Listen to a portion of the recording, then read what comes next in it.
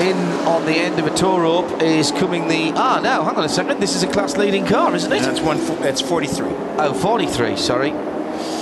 Panic. Over. Heart rate back down. This is Jean-Michel Jérôme's ended 997 Cup S car. But here's the 44 car, John. Now this is the class leader. Black Falcon car that led for a long time, and it looks like they are getting back out, or have been back out for a little while, and now being back out says they're back. Thank you, Nick. Dropped, however, out of contention, I'm afraid, down to 51st position. Patrick Heisman, who has been in the car most recently, 6th in the 997 class. Slow car on the front straight. It looks to be missing some vital components. I think there's a wheel off that car. Oh my God, it's Ram Racing. It's the Ram Racing car, and the whole left rear suspension has collapsed. The wheel is still attached. That is Guy Smith, the Yorkshireman, 2003 Le Mans winner with Bentley, and the left rear wheel is right up in the wheel arch. This will most certainly get a code 60. Yeah. And now, who's been out? Car coming on pit road, taking advantage of this. Well, it's massive advantage.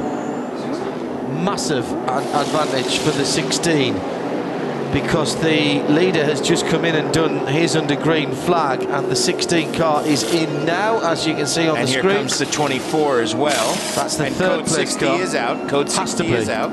Has to be out. And we've got a couple of cars queued in the pit box. So the 24 comes in, and there's no room for him to turn into his pit area.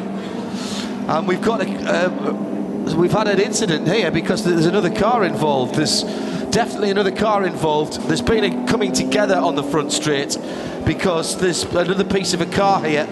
There's a rear wheel. There's all kinds of damage on the front straight. There is the wheel. That's a front wheel from another car. The 60 car, I think, has been, the 30 car has been hit by somebody. 16 is underway and heads up towards fuel. I'm sure there's more than one car.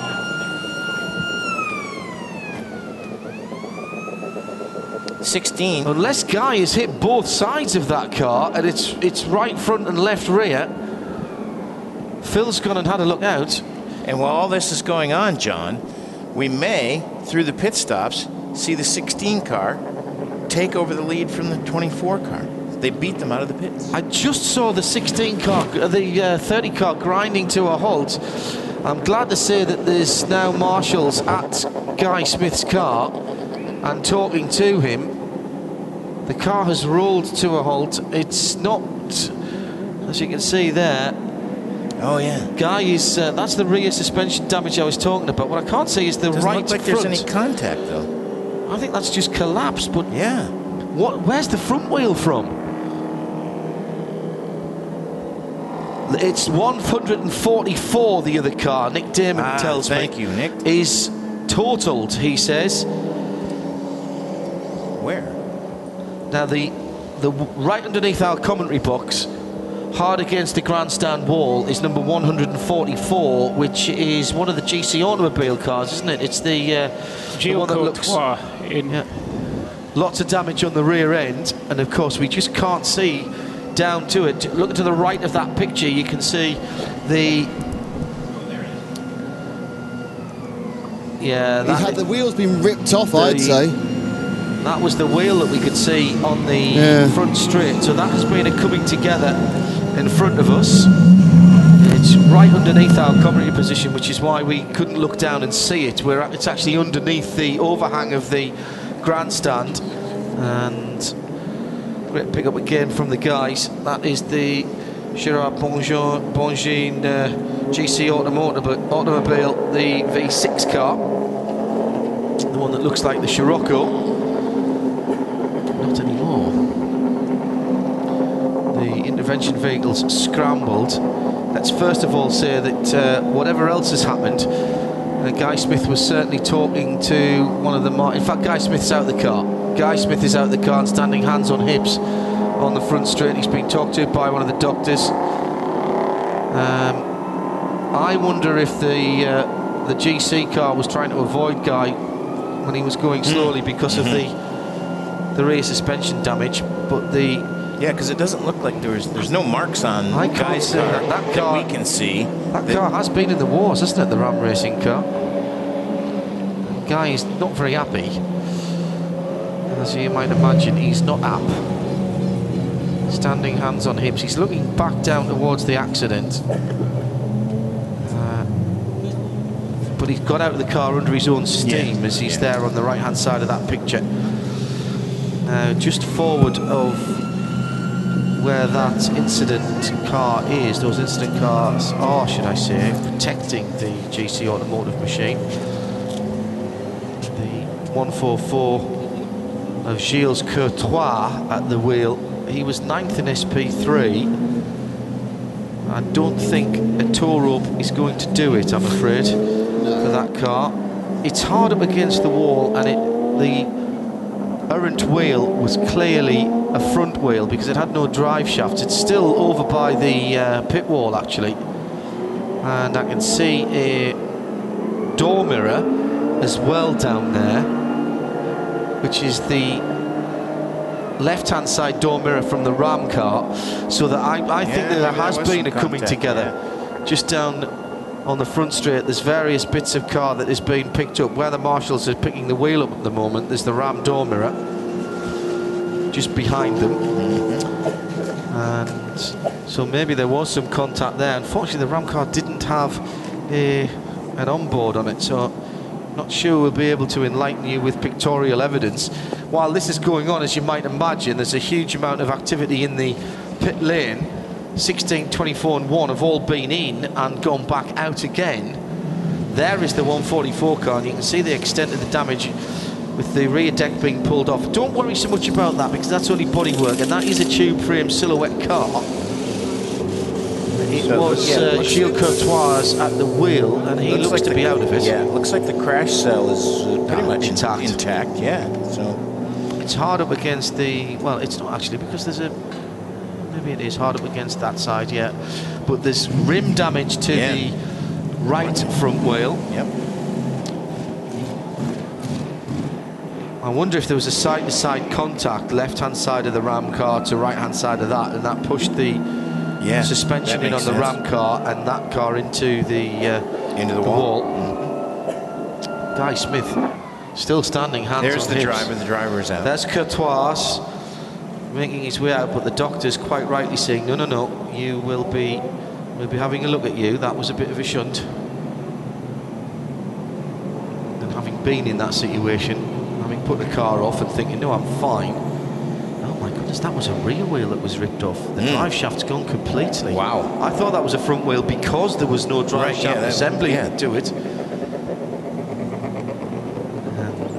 And it's completely gone. Rear right-hand side. Well, that would suggest to me then there's been side-to-side contact and wheel-to-wheel contact there, Jim, between the Ram Ferrari, which has collapsed the Ram Ferrari rear suspension and just ripped asunder the back of the GC automotive machine. But both cars standing up well. Well, there we are. Get a better look at it now. Yeah. Wheel, what wheel? You can actually see into the gearbox there. Those marshals. There was the drive shaft, or what's left of it. Yeah, there it is. Yeah, just hanging out. Part of the rear suspension there as well. Yep, upper ear in there. There's the drive shaft just hanging down the back, and you can pretty much see into the gearbox. The gearbox is being cracked open there. Indeed, the 16 did take over top spot during that pit stop exchange, as we thought might have happened. I dare you, Nick, to get down to the middle of the pit lane and sort of see if you can get a word. He's left his helmet on. He has left his helmet on, has Guy. That car, I'm sure the Ram car will be on recovered. that side of the wall. He should leave his helmet on. Yeah, no, absolutely, I agree. There is room, just on the O of Total behind Guy there. There are steps in the wall that he can climb up and go through the gap. He's chosen not to. He's chosen not to do that. Might be he has to stay with the car per regulations until medical comes to get him or something like that. Amazingly, the number illumination is still working on that GC Automotive, as what's left of it is pulled onto the back of the flatbed. The guys are going to use the winch cable to lift it on. They need to get the car moved, but clearly they don't want to do any more damage to it. It's always a balancing act there. That front wheel is turning, although it has got some damage there. It's the rear end that's the issue, because it's literally just dragging on the ground. Notice the guys haven't even pulled the bodywork off it, and it's just sitting there as it was. They don't want to be... Yeah, it's like the bodywork's flopped over backwards off of its hinges. Much like a funny car. 75 BMW as well. That's on with the Coca-Cola coloured stripes. There's Guy Smith now going over the wall. Smithy's over the wall and back into the pit lane. area. So was the 75 car involved as well, or is that somewhere else on the circuit? Now that's down at turn... That's all the way down at the hairpin.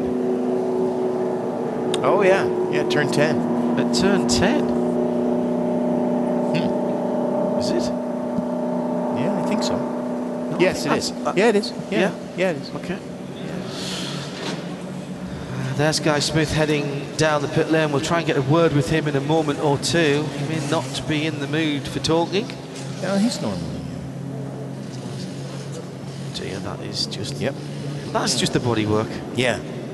It's, just flopped up and over the top. The good news is that both drivers have walked away. Oh, no.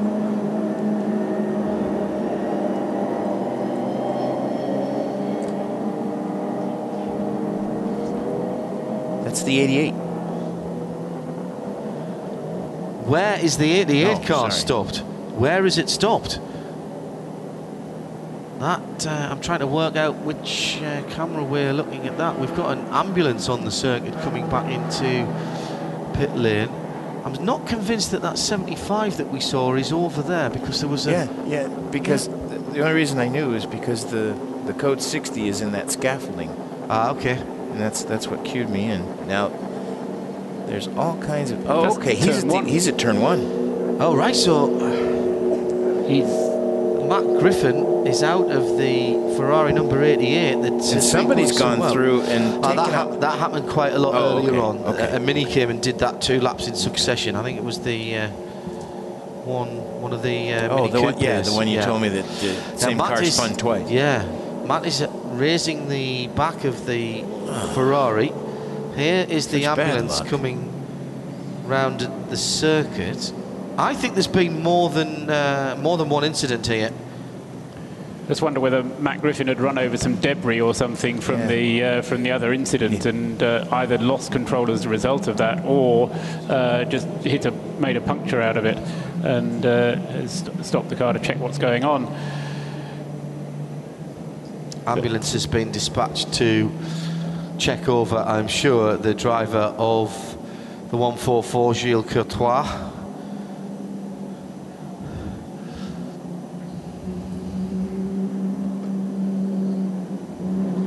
I would say that car is stuck in gear. Matt's car. As he's trying to rocket to get it out of gear now. He hasn't fastened the deck back down properly.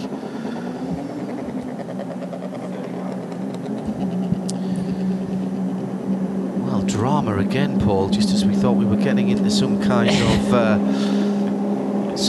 of rhythm. You threw a 6, didn't you? Yeah, I did. I threw a 6. Another incident. This is going to take a wee bit of clearing up. Yeah.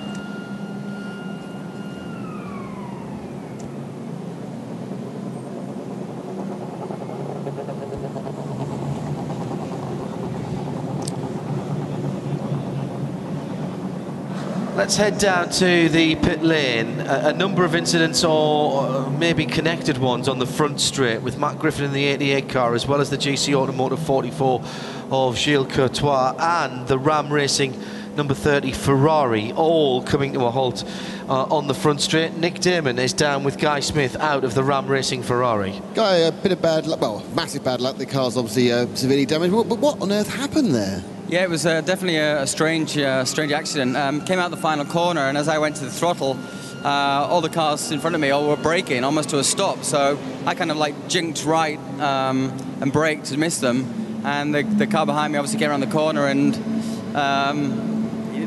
just everyone was stopped, backed up like in a traffic jam, and just hit me. So it wasn't his fault, and I don't think it was my fault either. So it was a bit of a bizarre one, to be fair, but that's 24-hour racing.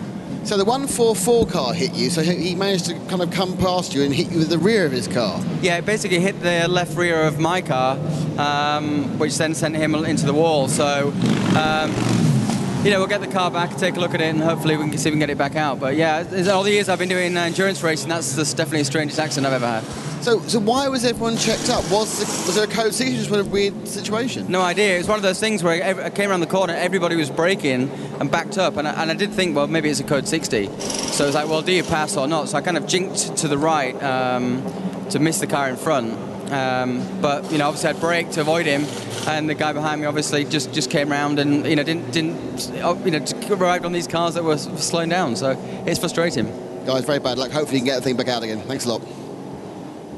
Paul Truswell. The only thing I can think of to explain it is that there was a car, or possibly two, on minimum reference time on the edge, and they braked just before they got to the start-finish line. Can you check for me the headlines and say when the code 60 was called?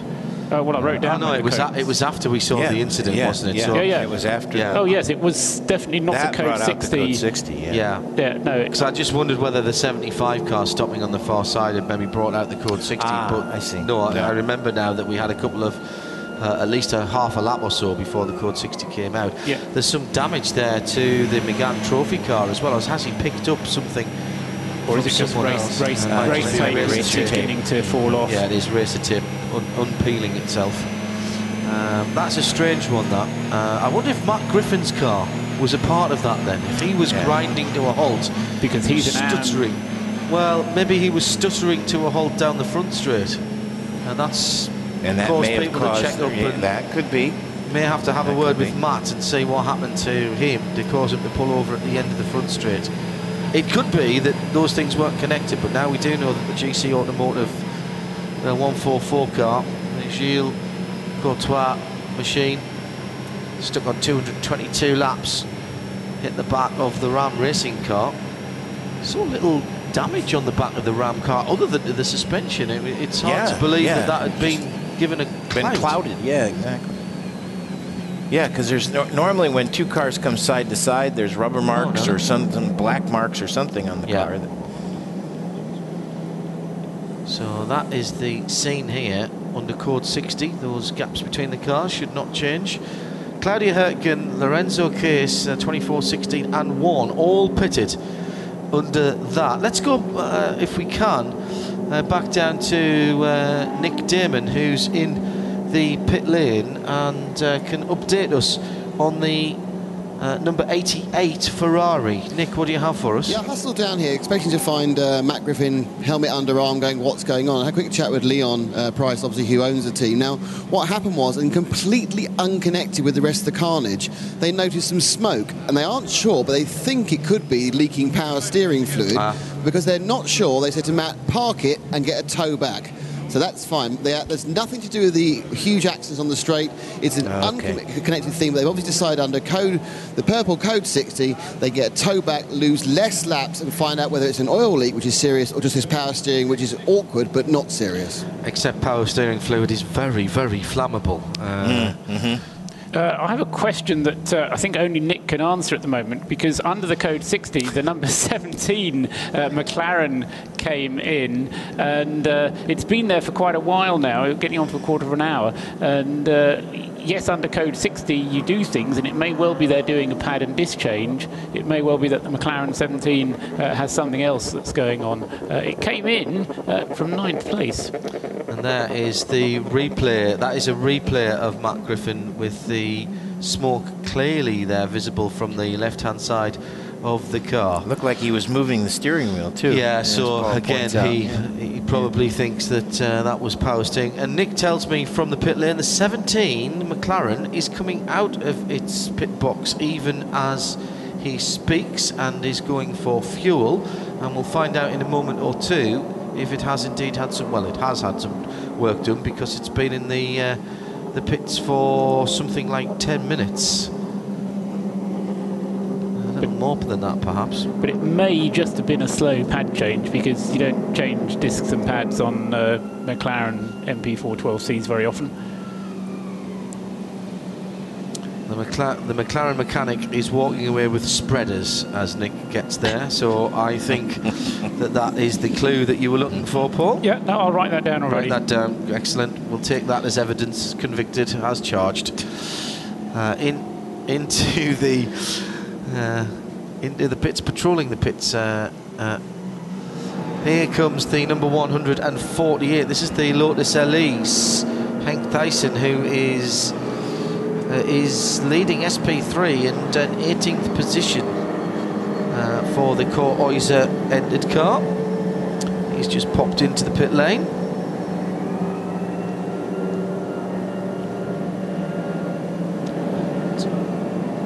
This has cleared itself out. I reckon the top three are back on the lead lap again. Is that right, Paul? Yeah. Top four. Top four. In fact, the Simon Knapp in the other Black Falcon Mercedes-Benz will come through into fourth place, which Claudio Hurtgen has taken over now from Dirk Muller, was actually only out for 24 laps. And that's... yeah, it is more than half a tank full, but it's certainly not 2/3 of a tank full for the BMW. So I suspect that's how the BMW has managed to take the lead, not by virtue of doing anything clever, just that the fact that the fuel tank wasn't as empty. They filled it up, but they got away. They got away quicker. Another one of the BMW Z4s. That's one of the GT4 versions of the car. The 61 is the Paul Follett T, with Paul driving with all from England, driving with a couple of Russians and a Swiss. And here's the 88 car back in pit lane already, so that was a decent bit of recovery. Yeah,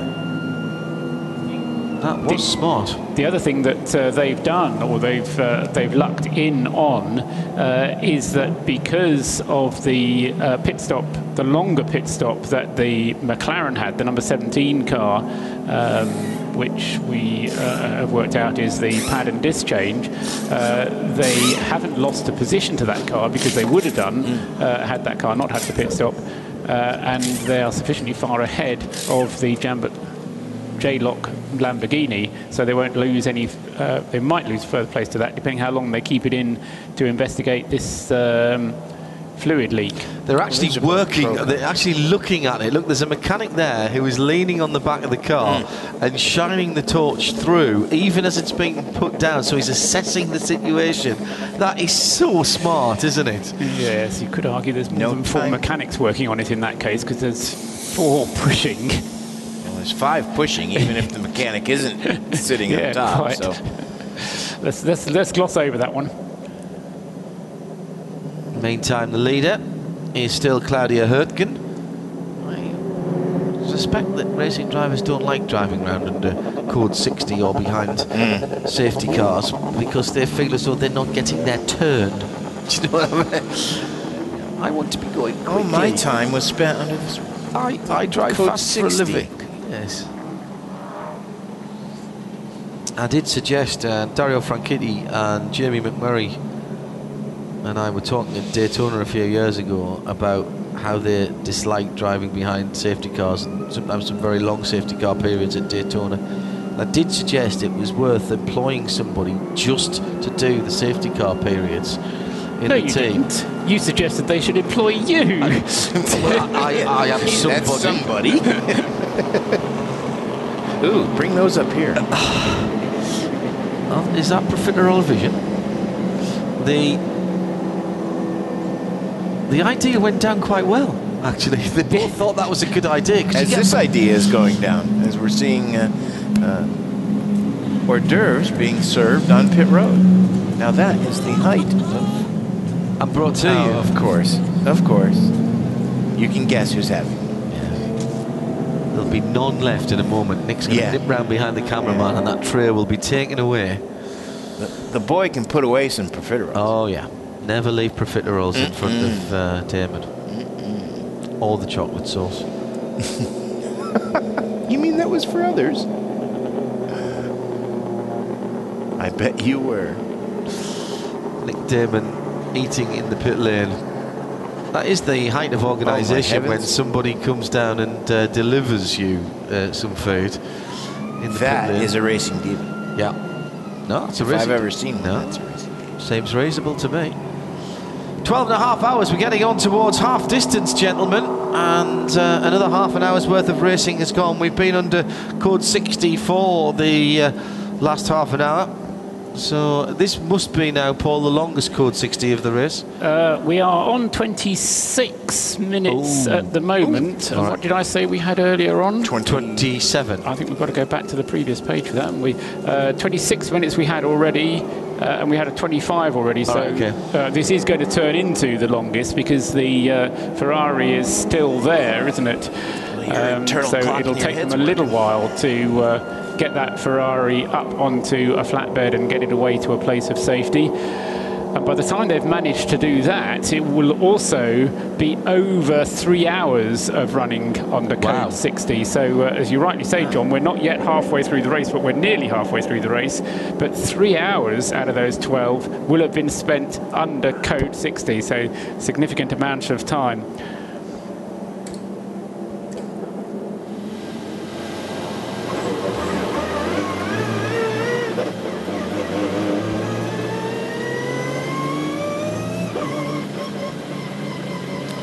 That was out of the fuel area and back onto the circuit. And we have got a intervention vehicle there. Oh, allowed to pass him. We'll be pulling off in just a moment. And the Nissan goes through. Peter Bonk now up into 15th position in the class-leading SP2 Corvette. Duncan Heisman in the 98 car, still trying to chase them down, but still just unable to get back on the lead lap for that category. In the number 98 Equipe Verschure Megane Trophy car that we have the onboard camera with. Pierre Eret in 17th position in the A6R car. Our next leader is Trevor Knight, just rejoining. Well, it might not be Trevor still at the wheel of that. In fact, we saw them change, didn't we? I think Trevor did get in. Trevor did get in. He's on his outlet. Okay. It was Trevor Knight getting into the 148 Core Oyster Lotus Evora. Soyela Yari now back in the lead of the 997 class, but only by a lap from Sebastian Kemper. 63 car leading the A5 category. Yeah, the leaders in the quite a few of the leaders in the other categories in the 15th to 20th positions. Peter Van Solen, BMW E46 GTR. And that's Cohen Bogerts behind the wheel of that car in 19th position. So a little fractured the race this year, and still waiting for clear up. That car's already been through the walls. Look at the racer tape on it around the front end. It had debris back here. Kinds of debris on the rear wheel arch as well. That was a pristine car when it came out. And here is what we have been waiting for. The flatbed that we have expected has now arrived for Rab Racing, still sitting in 26th position. And that will be getting that car sorted out.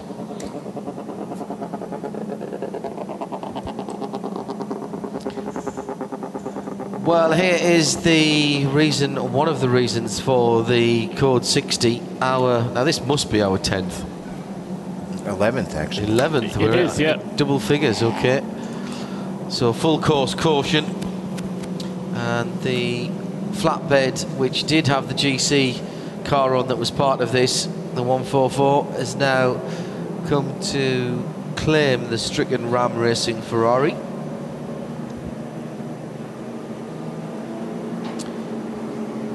This now also our longest full course caution of the race, pushing on towards 30 minutes.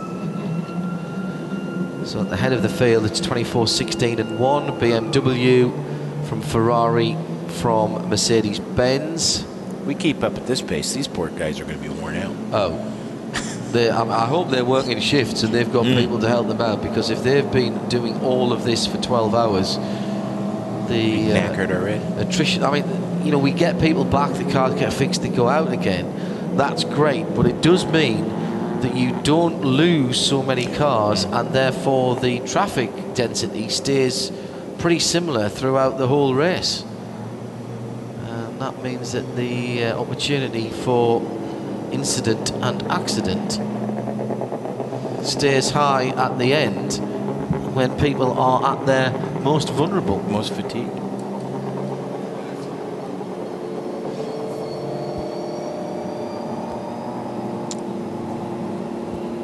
There you see our race leader.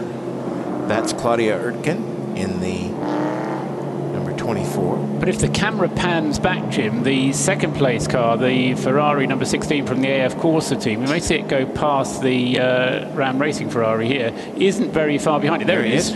So it's only one car separating those two. So when we do go green again, I don't think it's very likely, but the Ferrari will be in a position where it could challenge the BMW. I think probably Claudia will have the legs of Lorenzo Caze, but it's certainly very close between those two. It could depend on who sees the green flag first.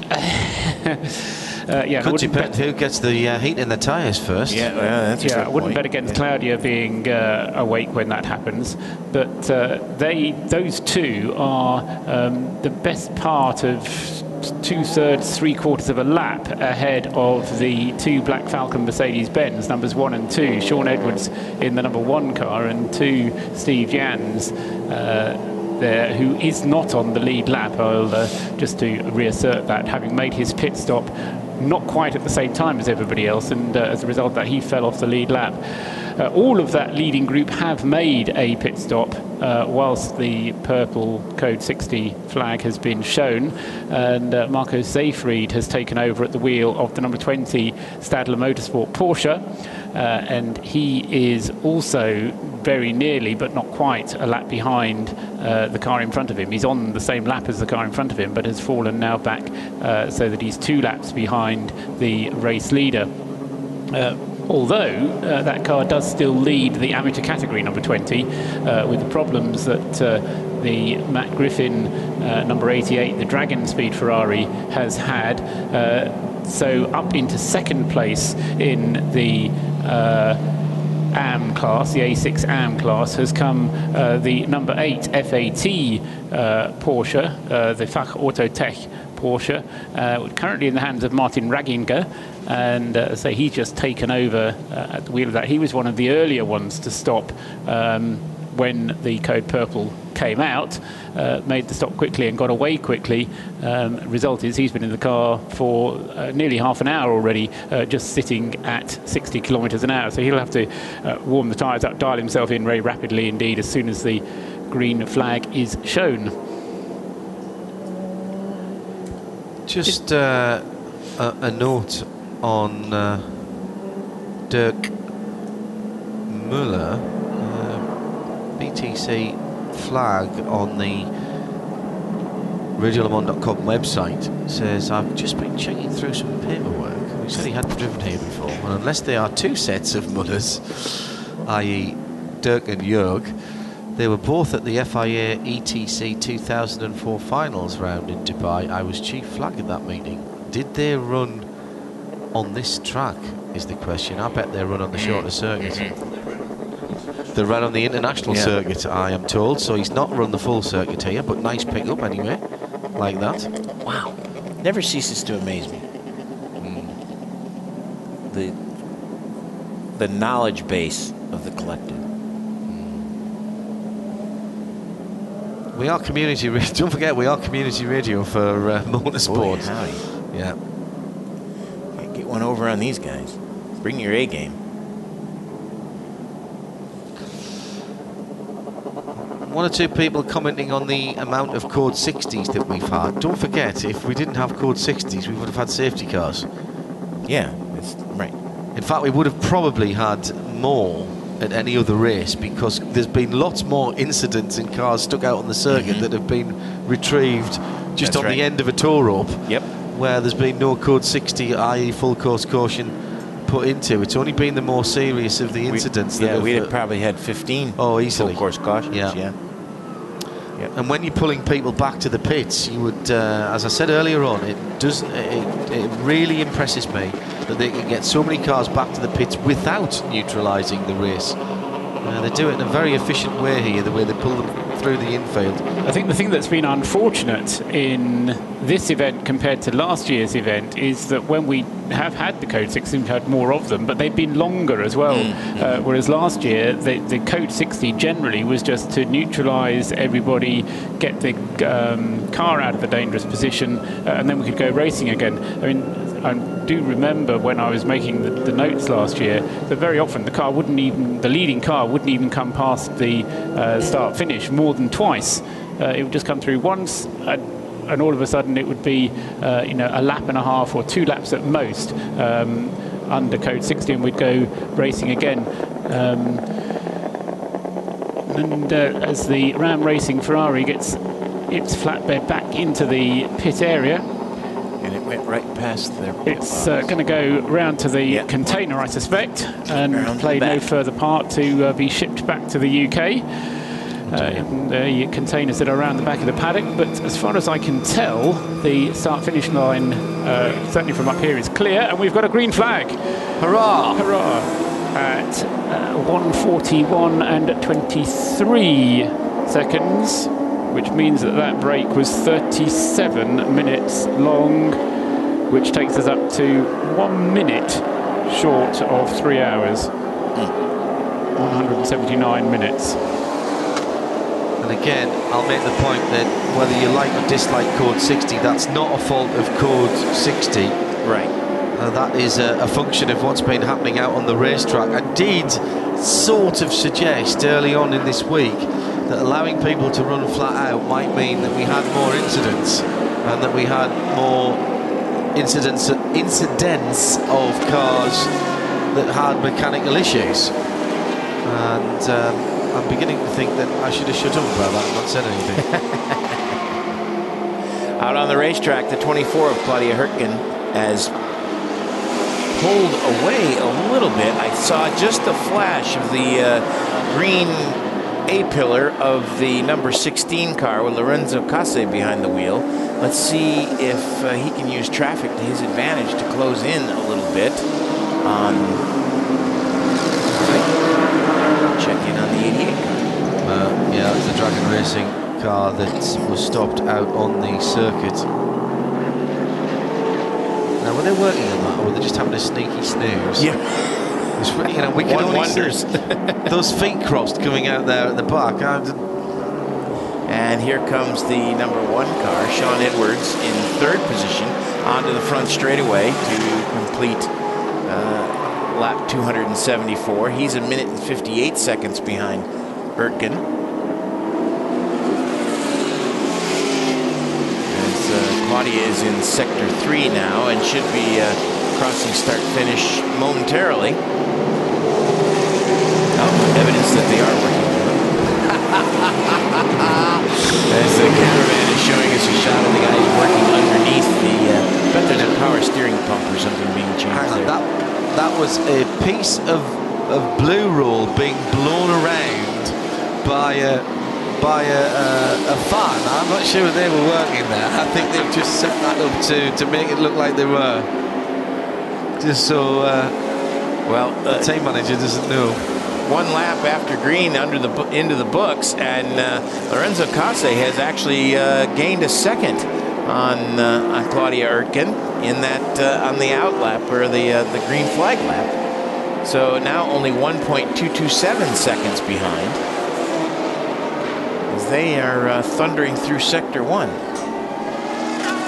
Across the line in front of us for the Nissan 370. Running again now. Being the clean run that they were hoping for in SP3. And in fact, they may be side by side going into the hairpin. Down at turn 10. At turn 10. They were very close. Let's see if we can pick them up coming out of that. The Hurtgen car is very distinctive with the green lights in the grille, and there is it is coming up the hill, just gone by. The Ferrari is right there. Lorenzo Carse is right there as they come through now into the final sector. Nose to tail. Yeah. This is the third place car coming onto the start-finish line, just about a third of a lap back coming into turn 14 is the battle for the lead, and as they appear now down the inside goes the Ferrari into turn 14 and makes the pass, and there's a change of lead. Carse goes through, and I think he's just taken the lead there as he comes under the lights. A new leader, another new leader here at Dubai.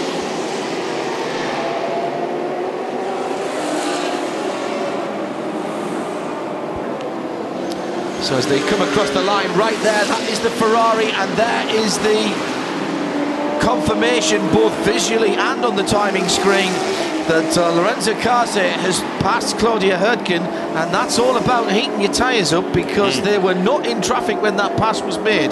Got a better run out of the hairpin at turn 10 maybe, but was able to dive underneath with better grip on the Ferrari through 13 and had the pass well made before the braking area for the hairpin. And it was a classic out-braking maneuver. Yep. It was classic. Dove down on the inside, had the pass completed before he even finished the braking zone, and was able to put the power back on and come out ahead of Claudia. And that makes, Jim, 21 changes of lead in this race. We're still not halfway through it. I don't think we'll have 21 changes of lead in the second half of the race. But that is 21 we can only hope. Changes of lead in the first half of the race. 9 different leaders for that Ferrari. Did lead for one lap, just as the Code 60 was happening at the beginning of that session. It led for a lap and then went into the pits. But then it lost the lead once again, but it now is back in the lead, and by all that's fair in the world, is actually going faster than Claudia Hurtgen. Claudia, a wise head on a wise pair of shoulders, but she's letting Lorenzo go for the minute, and I'm sure she'll be saying, look, we don't have to sprint this one, I've got my plan here.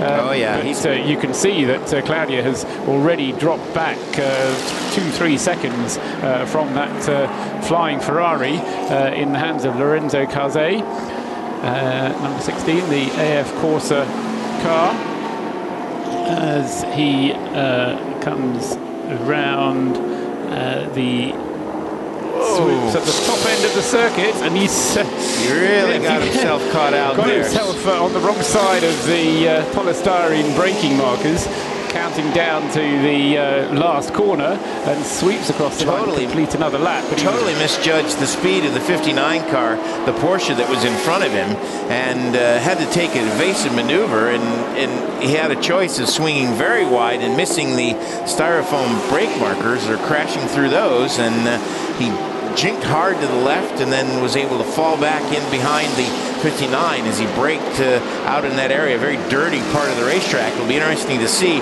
if he has got pickup on his tires, and if that will then open the door for Claudia Hurtgen, who is now just 2.4 seconds behind here at Dubai.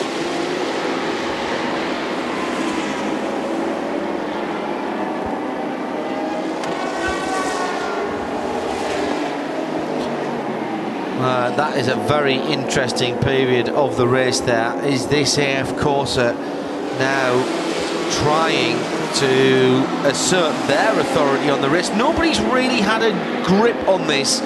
Still the car that's led the most laps, I think, Paul will tell me, is the number 20 Stadler Motorsport car, and that's the A6 AM car currently in 5th position. I will correct you, John, because it's the number 24 car, is it which really? has led 100 laps of the race. The number 20 car, the Stadler Motorsport Porsche 84. So you're not a long way out, but the number 24 has just led on a few more occasions than the number 20 has done.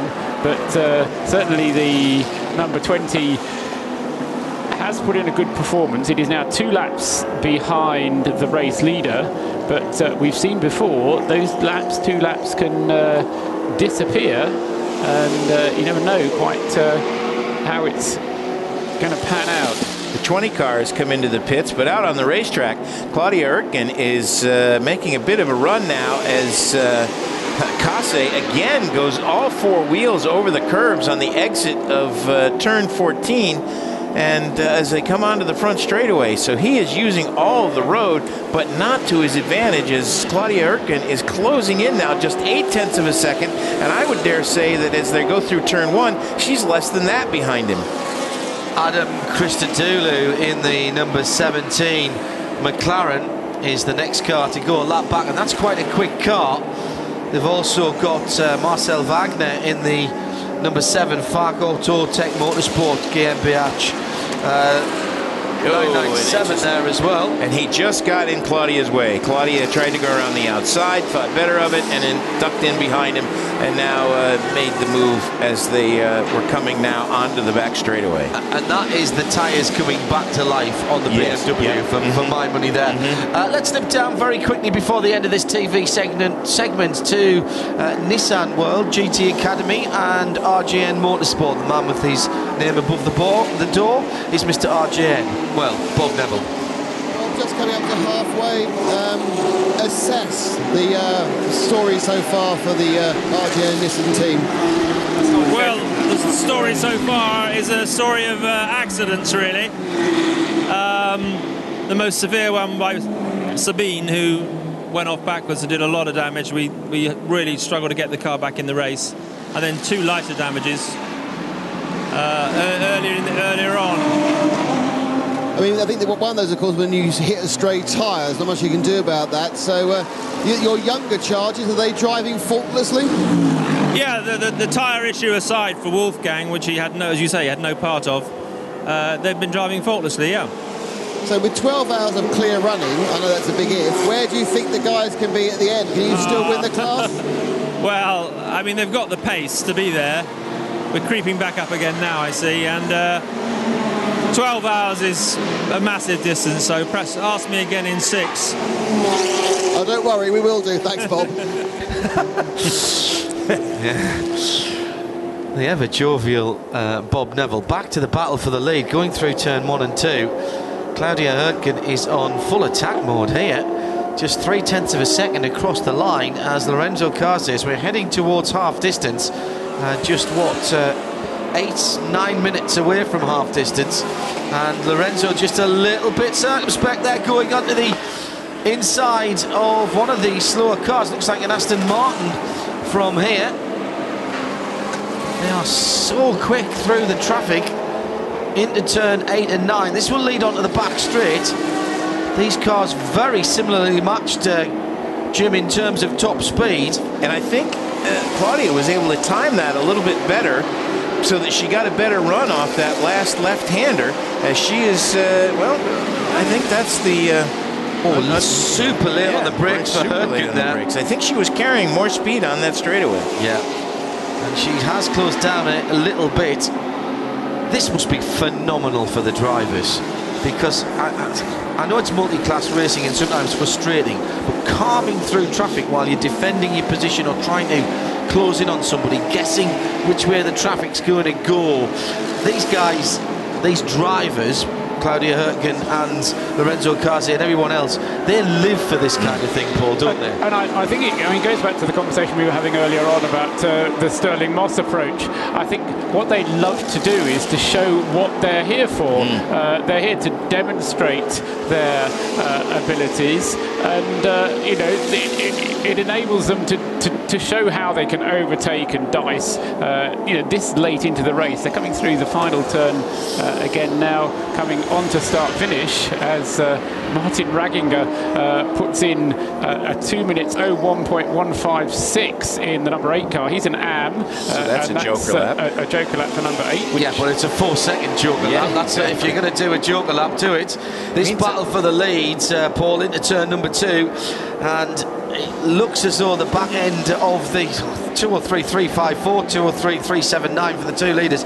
So the back end of the Ferrari is just beginning to get a little looser, whilst the BMW is looking a little better and a little more composed now in the last couple of laps since we went back to green. If they don't get any traffic here, she is carrying more speed. She's going over. Look down the inside.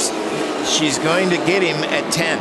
I really think she'll have a chance to get him at 10. Traffic's up out of the way. She's carrying more speed through this complex, which is going to give him a better line. It's going to give her more terminal velocity at the end of the back straightaway, and I think she's going to be in with a shout, given what we saw from braking distances last time. Now, the Ferrari seems to... No, you're right. Ferrari, that time, definitely the Ferrari with horsepower seemed to pull away a little bit. Just think that Lorenzo is doing a great job here, to be honest, to stay ahead. 2 very, very different cars. You could barely have 2 more different cars. Now, will the traffic play a part here? Mid-engined Ferrari versus a front-engined BMW. And now down into 13. This is frighteningly quick. Straight through into the hairpin at 14. Now the king of 15 before you go over the top of the brow and into the final corner at 16. And Claudia Hürtgen just dodging out of the slipstream, showing the headlights to the driver ahead as if Lorenzo didn't know he was there. Takes a different line again. Lorenzo goes wide, bounces over the curb, but that Ferrari does come off the corners very well indeed. But there's traffic here. Now they're on the dirty side of the circuit. There's a McLaren in there, which is quite a quick car. Someone coming out of the pit lane right in front of them, one of the BMWs, picking their way through the traffic. This is like a police chase. This is unbelievable. The only thing that is missing is a flashing blue light at the top of Claudia Hürtgen's car. Wasn't it 12 hours ago we were getting just as excited about what Claudia Hürtgen was doing out on the racetrack? Just fantastic stuff. Lorenzo Carsey gets held up a tiny little bit. He has to make a dicey overtaking manoeuvre, but he was very, very aggressive there. Yeah, I mean, this is what proper racing driving is about, isn't it? I mean, this is why we stay up all night, and this is the enchantment of long-distance racing. And the times are coming down a little bit now. They're at 2:03.037 and 2:03.028 for Claudia. Well, we're coming to the end of this segment of racing. Don't forget, you can carry on with us as the 20 car is back in the pits again. That's still in the pits. So I just wanted to point that one out. While we've been looking at this terrific battle, he's still there. He's got a problem with the number 20 car, John. That led earlier on. Coming to the end of this particular TV segment, we'll be back with more a little later on during the race. But don't forget, you can keep up to date at www.24hdubai.com, and radiolemans.com will continue throughout the evening hours. I just wonder if we're going to see one more pass for the lead before you leave us. I think Lorenzo Carsey is going to be the leader at half distance. Make sure you stay up to date with this race. There's plenty of action still to come from Dubai.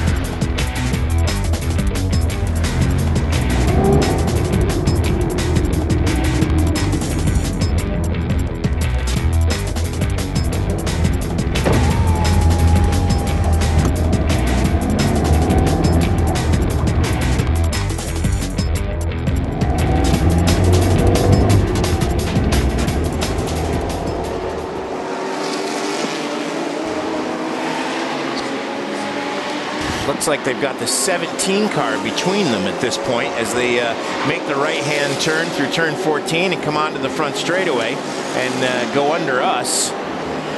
There's 2 cars between them now, the 25 and the 17. Down in the braking area for the first corner. And Carsey there coming through. He's got a heck of a lot of traffic in front of him.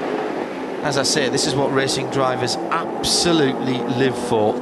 And it's amazing to me, Paul, that they can go from lapping quickly, overtaking people, but then also having to think about somebody defending or attacking somebody as well. It's like flicking a switch, because they've been driving around code 60 for quite a while, then they've been driving around on their own, and now it's like you can't have 2, 3, 4 laps to warm up. You're straight back into it. I mean, what amazes me about this type of thing, I don't have heroes easily, but I have heroes in this form of racing far more easily than I do in some other forms of racing, and that's why I've kind of gravitated towards this, because there are all those things that you have to think about as a racing driver. You know, you go up to your average man in the street and say you watch this superb race between Lorenzo Carsey in a Ferrari and Claudio Hurtgen in a BMW, Sean Edwards in a Mercedes-Benz. They'll never have heard of any of them. And I just feel that's a little bit of a shame somehow, because these drivers are world-class drivers doing a world-class job, and they're not being recognised for it except by a small minority of us. But we really care. The people who care really care. Adam Christodoulou's getting involved with this. He's picked up his pace a little bit since he was passed by the leader. He's down in 8th position. The 70 and off has gone the leader. I think that's the leader who's had a tangle with the 14 car. That's 14 the 14 Mercedes-Benz, which has been driven by Gianluca De Lorenzi down in 12th position. Now, as they come through this time, was that the 16 Ferrari? I'm pretty certain it was. I think it was, John. And did he lose the lead is the next question. Yes, he did. He's just gone through. There's Claudio Hurtgen, and he's gone through 2.5 seconds behind. So live by the traffic, die by the traffic. Lorenzo Carsey drops 2.5 seconds back, and Claudio Hurtgen has gone through the lead. Really hope you were tuned onto the website and saw that on the streaming video. My goodness, that'll make the highlights reel, won't it? That was the battle for the lead. As into the pit lane comes the 38 allinkle.com Seat. They've had their problems all night. Gonna break one of my cardinal rules. Hope we get a replay of that. The boys have gone to bed with. Oh, look at this. There you go. Thank you. Thanks, Good guys. job, lads. So look on the inside, the left-hand side there. The leader goes right up on the curb. I've got to say that's a low percentage move from Lorenzo. And if I was calling that, my goodness me, how close was the McLaren of Adam Christodoulou, and the second car going through there is Claudio Hurtgen. If Paul Walter was calling that, that would be a stop and go for avoidable contact. Absolutely agree. He's put himself in a silly position there, Carsey. And he paid for it. Got himself up on the curb, was never going to get himself stopped there, and allowed himself to be squeezed, and you can't do that. And he's there again, and that's another ill-advised move. And again, there may have been contact there between himself and that Mini Coupe. Oh, thanks guys for staying on for just that moment more, so that we got that. The cameras will be getting locked off shortly, and the hard-working cameramen, I think, will be taking a break. But that was high drama stuff, Paul. Yes, sorry to bring us back to earth for a moment, but just to point out, the number 20 Stadler Porsche is back out on the circuit now. Its pit stop was 11 minutes and 50 seconds, so again it was probably a long-ish pad and disc change. It just seemed to be in the pits for a long time. When they started, they were under code 60, but they finished it off under green racing, and so number 20 back out on the circuit, 11th place overall, now 4th in the A6 AM class, which is being led now by the number 8 FAT Fach Autotech team, and number 8 Martin Ragginger now leads the AM class. The top 5 cars are all pros, John. So Lorenzo Carsey, what's he doing? Is he going to be able to get back at Claudio Hurtgen, or is he just going to take a deep breath and leave it for a while. Well, he's straight back down into the 2:04.2s, which is exactly what Claudia Herdgen did last time around. 2:03.7 for Sean Edwards.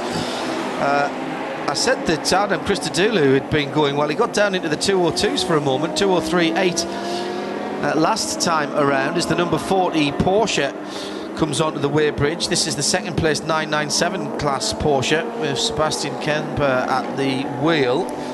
And he is just a lap away from the lead in that class, which is now back to the 41 Porsche of Sohail Ayari, or Ayahi Sohail, as it says on the timing screen. Oh, Lorenzo Case is going to be kicking himself. I'm sure he will be blaming the 14, who did come into the pit straight after that, and was towards the end of an hour of running for Lorenzo in that car. But I've got to say, you put yourself up the inside there, that is a very, very low percentage move. You are banking at that point on the driver ahead of you, not turning in, and if you're two wheels on the curb, you've got nowhere else to go. And I think that type of move is because no reference. You're running flat out, no reference. There's no reason to be cautious if you think you can make the move. But he probably, well, I don't know. It's easy for me to say this with hindsight. He maybe didn't have to make that move. He'd already gapped Claudia by about 3/4 of a second. But he's still on it. 2:02.7, he's pulled it back from 2.5 seconds to 8/10, Jim. And they're in the first sector. Let's see if we can pick them up on the binoculars. Put it this way, John, if that had been a move for the lead and that Mercedes had not been a backmarker but had been a leader, then that would have been a completely unfair move. Oh, yes. But it was only because he was treating that car as if it was a backmarker and it needed to get out of the way rather than another racing car. That is a very, very good way to look at it, Paul. I mean, I know there's blue flags out there, but you can't ask Scotty to beam you up as you're turning into the corner. And just doesn't, physics don't work like that. There's a certain amount of things you can do with cars, but once you've committed to the corner, particularly in these heavy GT cars, then, as I said, the laws of physics means that you're pretty much committed to that line. In sector 2 at the moment, the lead battle, and it is under a second. I believe that's them going, no? Yeah. Just into turn 10 now? Into turn 10, that is them, yep. 14 on his way again in the meanwhile. Thank you. Still with Gianluca De Lorenzi at the wheel. Oh, he's right there. He's absolutely caught back up with, it's not 8/10 of a second now, it's barely half a second as they go up to turn number 11 and 12. Another right-handed hairpin, and he's having a look down the outside just as they dip out of our view. I can see the headlights converging together, and as they explode back into our view into the braking area of 14, I wonder if they're going to be side by side or the Ferrari is still sitting in behind the leader. No, the Ferrari's gone through. I thought he got a much better run out of turn 11 and into turn 12, and Lorenzo Case has pulled it back and gone back into the lead. What a 10 minutes for AF Corsa and the number 16 car, and that's another lead change for Paul to note, and he's gone through and put 1.1 seconds on Claudia Herdgen, a 2:05.1 as against a 2:07.1, another lead change, Paul. Yeah, making 23 of them. 23 lead changes altogether. And this isn't That's 2 an hour. This doesn't need pit stops for this. That's 2 lead changes an hour in an endurance race. Jeff Birmingham, who's at Porsche 91722, said, "Can somebody tell Case it's a 24-hour race? He must think he's on the last lap of a 12-hour enduro." No, don't tell him. Don't tell him. We're having too much fun. And what energy drink has Lorenzo Case in the Ferrari 16 been driving, says Dan Searle. Hello, Dan. Good evening to you. That was a really, really interesting 10 or 15 minutes. Well, yeah, 15 minutes. And great racing. Oh, it's over? No, it's up for a little while. Claudia Herdgen she's too cool of a head. She got what she saw unfolding ahead of her there. If she'd been able to pull away, I think that would have been fine. But she does not want to put that car in jeopardy. Remember, they've only got that car left in the Saudi Falcons now. There's only one more. That's the bullet. There's only the one bullet for them. Sean Edwards, in the meantime, by the way, has been doing sterling work himself. An hour and 5 minutes into his stint in the number 1. And that Mercedes-Benz is on the lead lap and down to about 1 minute and 22 seconds behind the leaders. Been constantly clicking off 203s, 204s, 203s. Tremendously consistent in this stint, and remember he thought he didn't like the handling of the car. Looked like they were having a bit of tyre degradation problems, tyre wear problems. Actually, you're right, it wasn't even degradation. They got degraded, all right. It was degradized.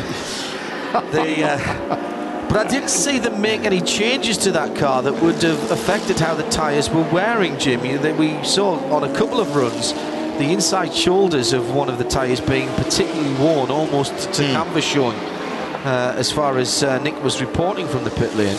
Well, and Sean tweeted that he was on canvas after his last stint. So, but interestingly, as I say, I didn't honestly see them make any suspension changes to that car. And it's not. I mean, it's not something you can just put a turn into. This is not. No. It's it's not a stock car. Can't take a couple rounds of wedge out. No, absolutely.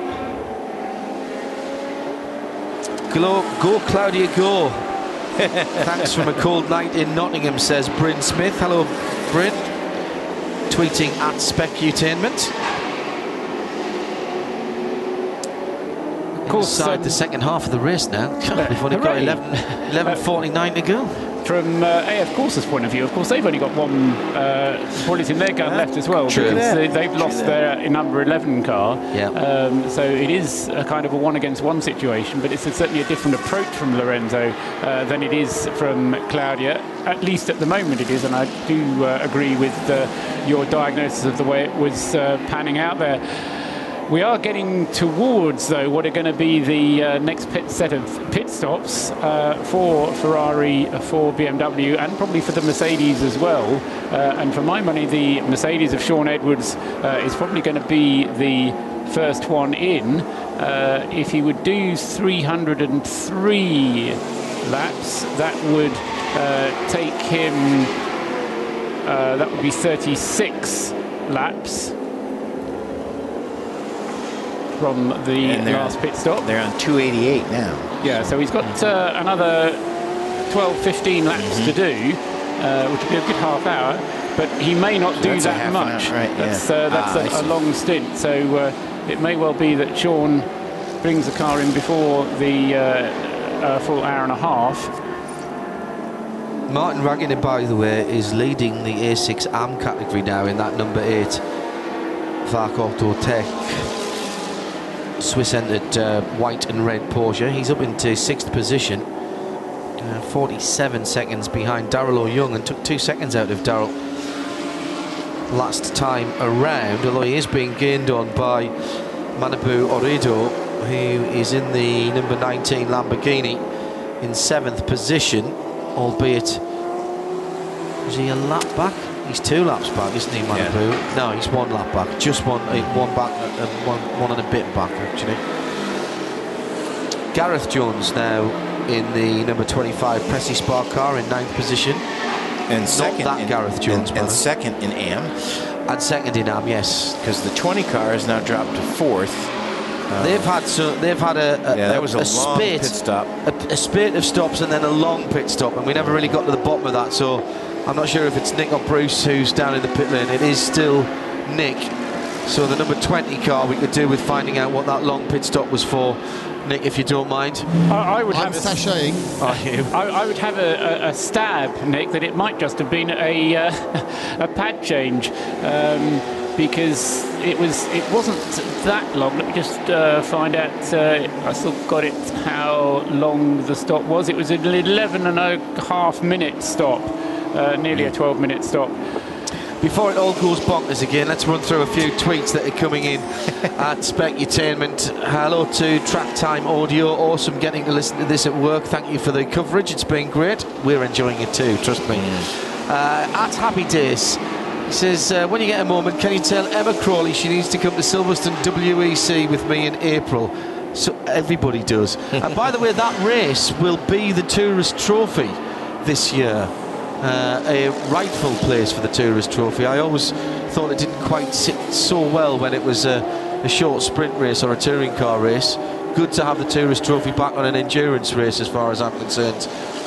A full 6 hours at Silverstone. And Owen Mildenhall, hello Owen, one of the Auto Express team and a very, very decent racer in his own right with the Jota Mazda MX-5.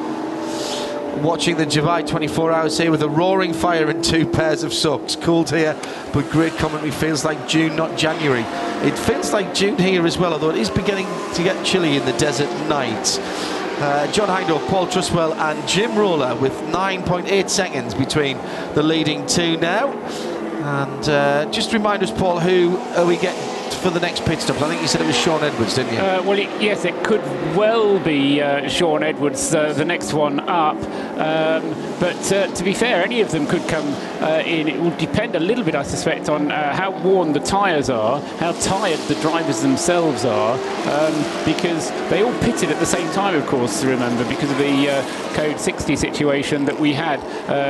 Just over an hour ago, the Code 60 started at 1:05. We're now at 2:15 local time, so we've had an hour since the Code 60 was declared, although only about 45 minutes since it was cleared. But that does mean that the fuel will start to be getting down a little bit now, because, as I've repeated, but I'll say it again, the amount of fuel that they can add is not the same as the level of as the size of the tank. Then that means that they do have a certain amount of flexibility and choice about when they come in. Sean Edwards was the first one in last time, so maybe the first one in again. When he gets there, he is allowed to put 105 litres in, whereas Claudia Hürtgen is only allowed to put 95 litres in. The Ferrari of Lorenzo Cazé can put 100 litres in. So there'll be different refuelling times, but of course that means that they may decide that, for example, the BMW comes in first because it's got a greater difference between the fuel tank capacity and the amount of fuel they're allowed to put in it. So in some ways Claudia Hürtgen has more flexibility as to when she might want to come in and pit, so she may come in first. By pure rotation it should be Sean Edwards in first, but in any event, I'll probably be proved wrong now, the least likely of the three leaders to come in is the race leader at the moment, the Ferrari of Lorenzo Cazé. So that'll be the one that comes in then, Paul? Yeah, quite, yes. Because you've already got one thing wrong. Go on. Not brake pads. Oh. No, it was a water leak and they had to replace a hose. Ah. And on the 20? And on the 20, that's right. Okay. And the next car in, who from 5th place, will be the 15. Stefan Mucker is seated and booted and waiting to replace Darrell O'Young. Right, thank you for that. In the Aston Martin Vantage of the Craft racing team. He's losing time quite spectacularly to Martin Raggingen at the moment, who's cracking off the 205s as if his life depended on it in 6th position. In the pit lane now, taking his, it seems like almost mandatory penalty. Everybody is taking a penalty at some point. And hello, good evening, sir, the penalty, thank you. Quite. Off goes Darrell O'Young then. Yes, you're there. Served his penalty. Down to join Nick in the pits. Was he penalised or was he just being weighed? No, he was penalised. He was penalised. Very short. That's a very short penalty considering the draconian things they were handing out to Rob Barth earlier. 30 seconds for that one, Nick. That's probably wearing ill-matching socks or something. He's up on his jacks now, and they get to work on a full service for the 15, the Aston of Craft Racing, the car that's going to be taking part in the Asian Le Mans Series this year now, of course, in 2013, the inaugural Asian Le Mans Series, which obviously will have a class for GT3 cars. This is Darrell O'Young is out, 3 of the 4 tyres are on, Stefan Mucker is in, so I think the hemorrhaging of time will stop as away he goes. I didn't say hemorrhaging, I just said he'd been losing. I mean, Darrell Young is a very quick driver in pretty much everything. You got new boots as well, that might help. But you've got Martin Ragginger behind you, and even though his reference time is 2:05, he's just done a 2:05.4. He's cranking that out in traffic, in clear air. It doesn't make any difference. And don't forget, he just did a 2:03.1 when he I'm going to use a joker lap. I've got a clear lap. Oh, I might as well just keep my foot in. Bang, bang, bang. Knock 2 seconds off your tire. That is the way to do it. It's pointless breaking out by 0.2 of a second. That's a waste. Absolutely. They got Stefan Mucker now, who's over a few laps by far the quickest. But I'm not sure. I've just seen someone I want to talk to. Hang on. I'm going to cut across. It's my erstwhile quiz teammate, Mr. Matt Griffin. Matt, you've broken it. No, it broke with me, and I think it was. We've been running without power steering for about the last 4 hours, and it's been hard, but we've been still able to do the times.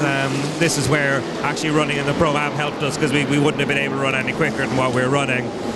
Particularly the last stint by Rob was really, really good, and we were there, we were in contention. And during that last code 60, I had a bit of smoke inside the cockpit, so I radioed the guys, drove close to the wall so that they could see, and they told me just to stop ASAP. There was quite a lot of smoke, and what has happened is the power steering pump has completely broken and then spilt all the fluid into the engine bay. So we're changing the power steering pump now and looking to see if there's any other problem. And debating whether we'll be able to continue or not. So it's completely gutting, because we were massively in the frame, and also, you know, to be in the frame and potentially win it overall or be on the podium overall and have the story that we did 18 hours race without any power steering would have been great. So I was kind of relishing the challenge, but I'm really gutted for everyone here at Dragon, because it's a brilliant team. You know, Leon himself's put a lot into it, and we were on track. So our strategy was kind of working out, but you know. Bad luck, Matt. But you used to bad luck after, of course, we lost the Midweek Motorsport Christmas quiz in a ridiculous last round. It was your fault, wasn't it? No, it was a terrible last round and 14 million hits being wrong. Well, picture was good though. That was good. That is true. Johnny's picture won the day. Might I just say you only gained the lead on the penultimate round on a stupid amount of scoring. So yeah, I don't know why we ever think something organised by Mr. T. Gray is going to be anything apart from massively frustrating at the end. Yes. It came down to our artistic talent and how many hits on Google we could guess. It was interesting. If you haven't heard it, it's on the radiolemans.com archive. It is worth a listen. It's basically when you sit there at the start of the quiz, arguing arguing them as much as you possibly can over 3 points, and at the end there are questions where you can swing 4 to 7 million either way. Thank goodness the responsible adult was running a really big spreadsheet. Hello to Sam Collins of Race Car Engineering. Hey, partner. Hey, good to know that you're listening in. He says, you get Dubai, I get Birmingham. Still saw a new F3 engine today, so that made me happy. He's at the racing car show at the NEC, of course. I can't get excited about a new F3 engine, Sam. And yeah, I think sorry, mate.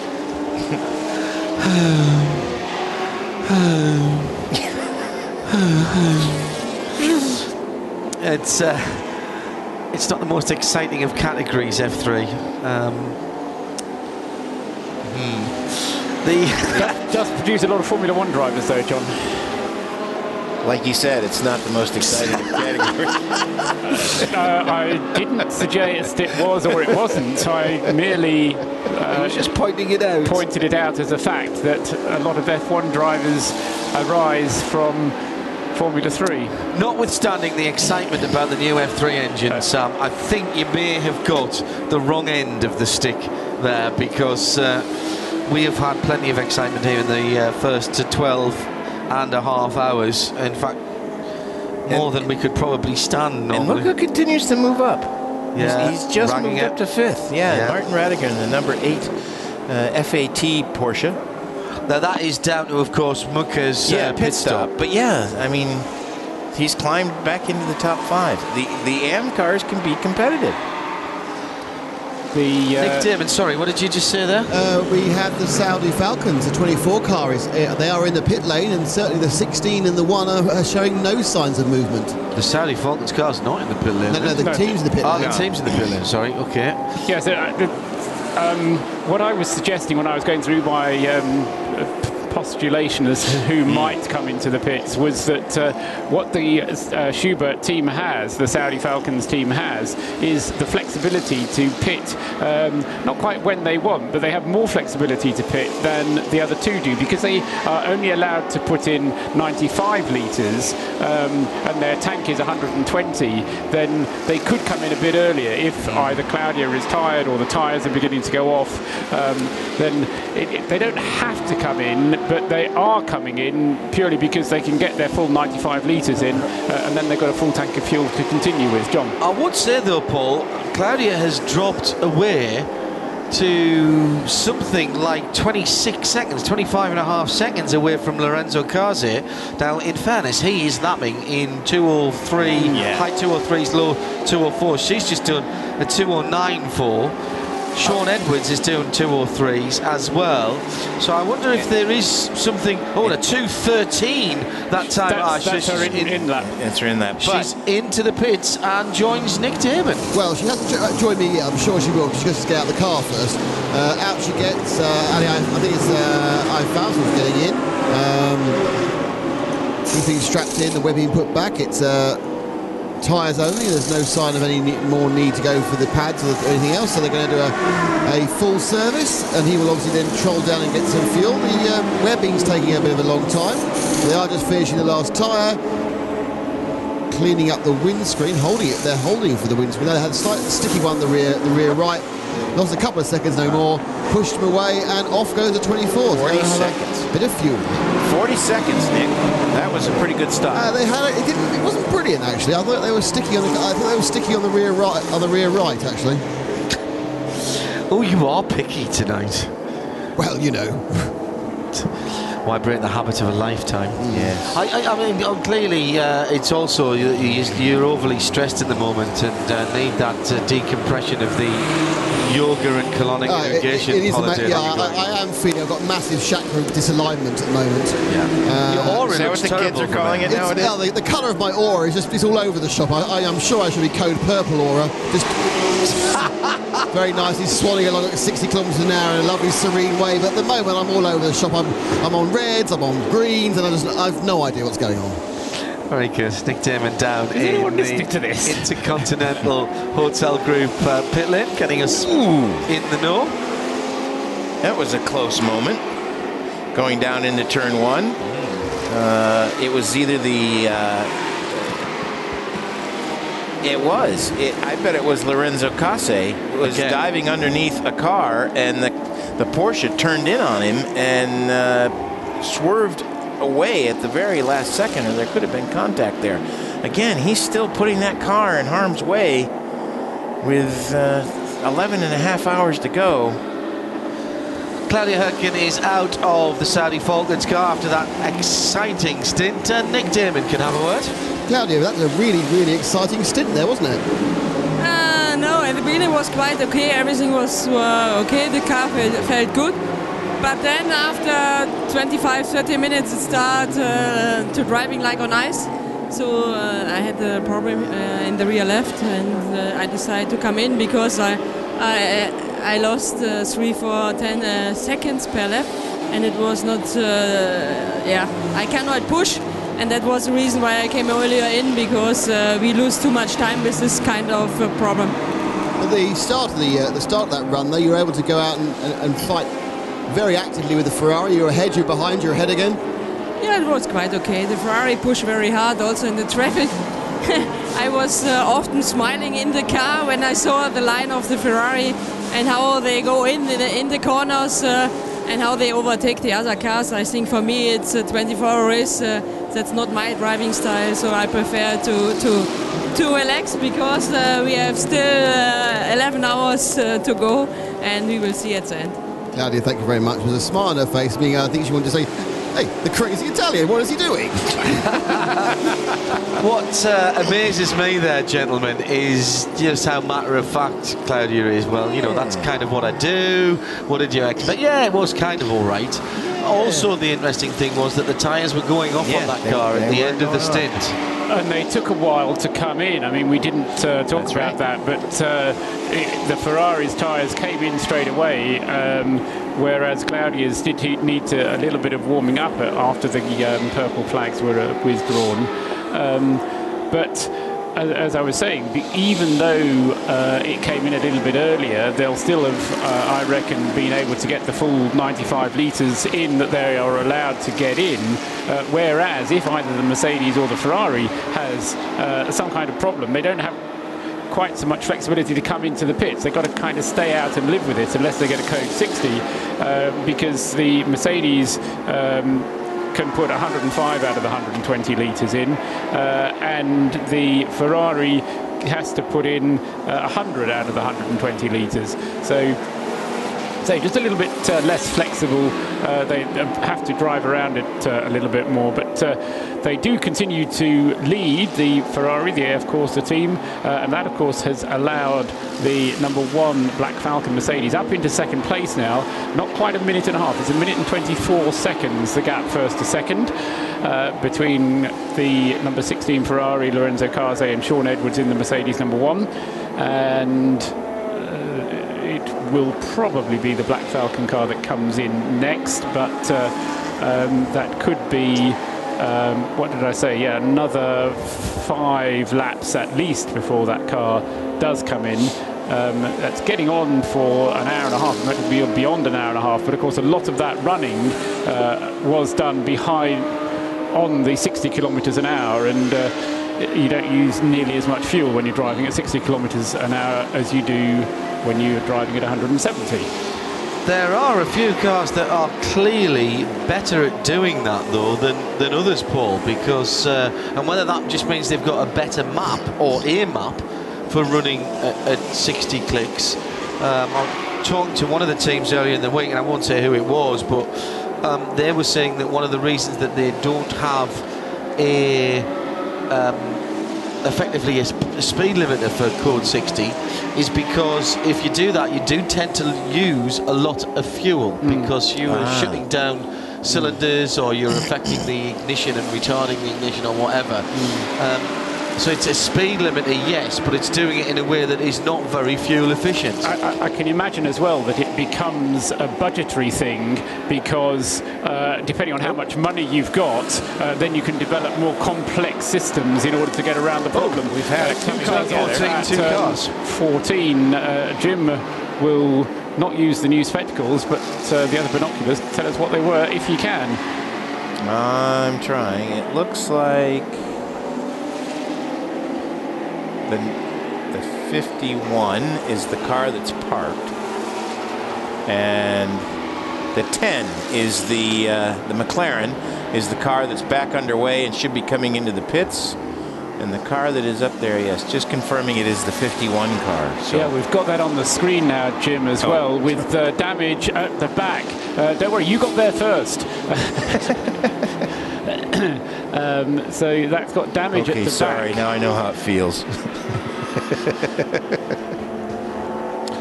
There you go. Yeah, the 51, Thomas Raldorf was driving it when it stopped, and it was in 35th position. Yep, in code the 60. Sixth place, 997. We go code 60. That's the round dozen of code 60s in. Well, we haven't even had 13 hours yet. Nick? So we've got the almost immediately the tyres are brought out for the #16 Ferrari, which we'll see Mr. Case come in, but we a bit slower. Mr. Case? I forgot his first name. Lorenzo to you. Lorenzo, thank you. Oh, the 51 Porsche's got damage to the rear clip. The #1 is a little bit behind the 8 ball. They're still strapping on the helmet of the. I assume it's. Will be Byrne to be going in next, won't it? Yes, Byrne Schneider has nipped off to go and get his. As I speak now, he's putting his balaclava on. So they're behind this one, not quite when they wanted it. So they're going to probably have to work out where they are in the queue, because they're not quite ready for either. But the Ferrari now 16 will be ready for when that car does arrive, and we expect to see both the first and second place cars in in the next, well, code 60 half lap or so. The 5th place car is already in, that 5th place car being the leading AM, the Fach Auto team of Martin Ragginger, which comes in... We got a little fire in the pits. The number 66 car, they've just blown off a fire extinguisher. If an oil smoky thing, it's fine. Well, they just set off the fire extinguisher in the engine bay. So they're let's be honest, they're Antipodeans. They got over enthusiastic, decided to have a barbecue on the manifold. It was just one of those things. They put throw a shrimp on the manifold, boys. All right, don't go. Oh, hang on, we're still racing. Speaking of that, did you see the AMG Christmas video? No. Go to YouTube, AMG Christmas video. They make cookies on the manifold. No way. And it's like it's at a test session. And they go, we need more heat. We need more heat. More. Go faster. Go faster. I like it. And the thing ends with them popping the hood, and there's this little tray. Oh, and then he hits the curves. He says, no, don't hit the curves. Don't jiggle. Don't jiggle.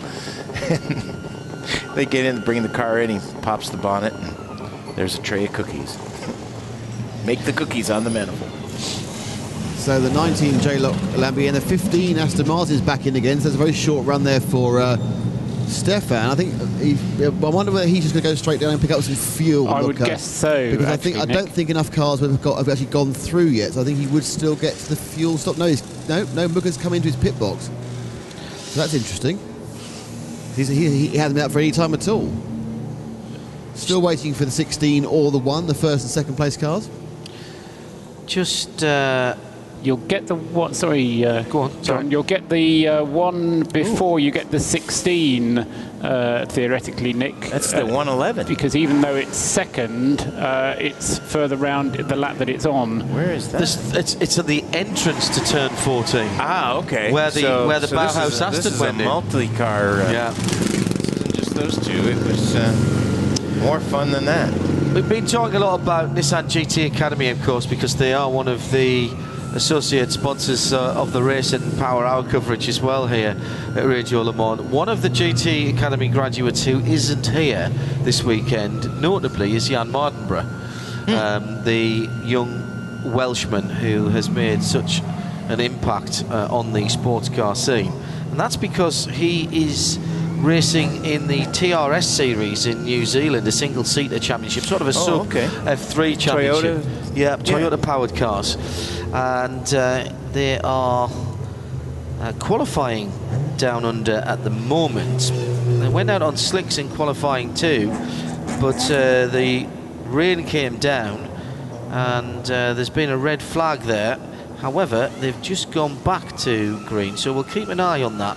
Jan Mardenborough currently 12th in that session as it's just restarting. I'm just trying to work out where they are actually in New Zealand. They're at Taratonga this weekend, smashing little track. So we'll keep an eye on that for those Nissan interested, because as I said, the rest of the GT Academy boys are here, and as we're doing radio at the track here as well. How did he end up in the T series? I think the idea, and I think it's kudos to Nissan to put aside any brand concerns and say, where is the best place for him to get some winter single seat experience? And it doesn't matter what it is. That's a great place. It's a competitive series. It gives them an opportunity. Oh dear, that Porsche is very badly damaged on the left rear. Gives them a great opportunity to learn about single-seaters, to learn about the setup of aero cars, which if he's going to become a prototype driver, or maybe even a single-seater driver. But that is just a sort of barely sub F3 category. I suppose the other thing it would have been, there's no Formula Renault, of course, in the UK now, unfortunately. There's the Bark series, but the full Formula Renault series doesn't run anymore. So other than that, it would have been doing Class B British F3 series, something similar to that maybe. I think it's an interesting decision. Good to speak to Jan when he gets back from that. It's a fairly packed schedule at the start of the year. We met him at Le Mans, didn't we? Yeah. Okay, that's what I'm thinking of, yeah. Trying to place the face with the name. It's Terratonga this weekend, then on the 17th Timaru, Taupo on the 24th, Hampton Downs on the 1st to the 3rd of Feb, and then Manfield on the 7th to the 10th of Feb. So 5 rounds in that winter series. That's New Zealand, okay. Yeah, all New Zealand. Yeah. Nick Damon, sorry Paul, just let's pick up a quick note from Nick before we move on. Sweeping into the pits was the number 16 though. He was held for a very short hold stop and go. It looked like a 10-second stop and go at the pit entrance. Didn't get weighed, just got hold for a brief amount of time. Perhaps after knocking off Mercedes, I'm not sure. Marco Ciocci's got in, Lorenzo's got out, and they are literally about to come underway after what was a very good stop until they've just lost 4 or 5 seconds, making sure they had a safe release. As the 105 Renault Clio was not blocking the way, it was in the fast lane. So that's the leader through and gone, and we're still waiting for any of the Black Falcons to come through, be it 1, 2 or 44. Well, they've both been through, but they've been through on our side of the pit wall rather than on your side of the pit wall, Nick. So they've taken the view this time that they don't need to refuel. And I suppose having told them off, I shouldn't then tell them off for staying out. But it does mean that they're going to be getting closer to their 2-hour limit.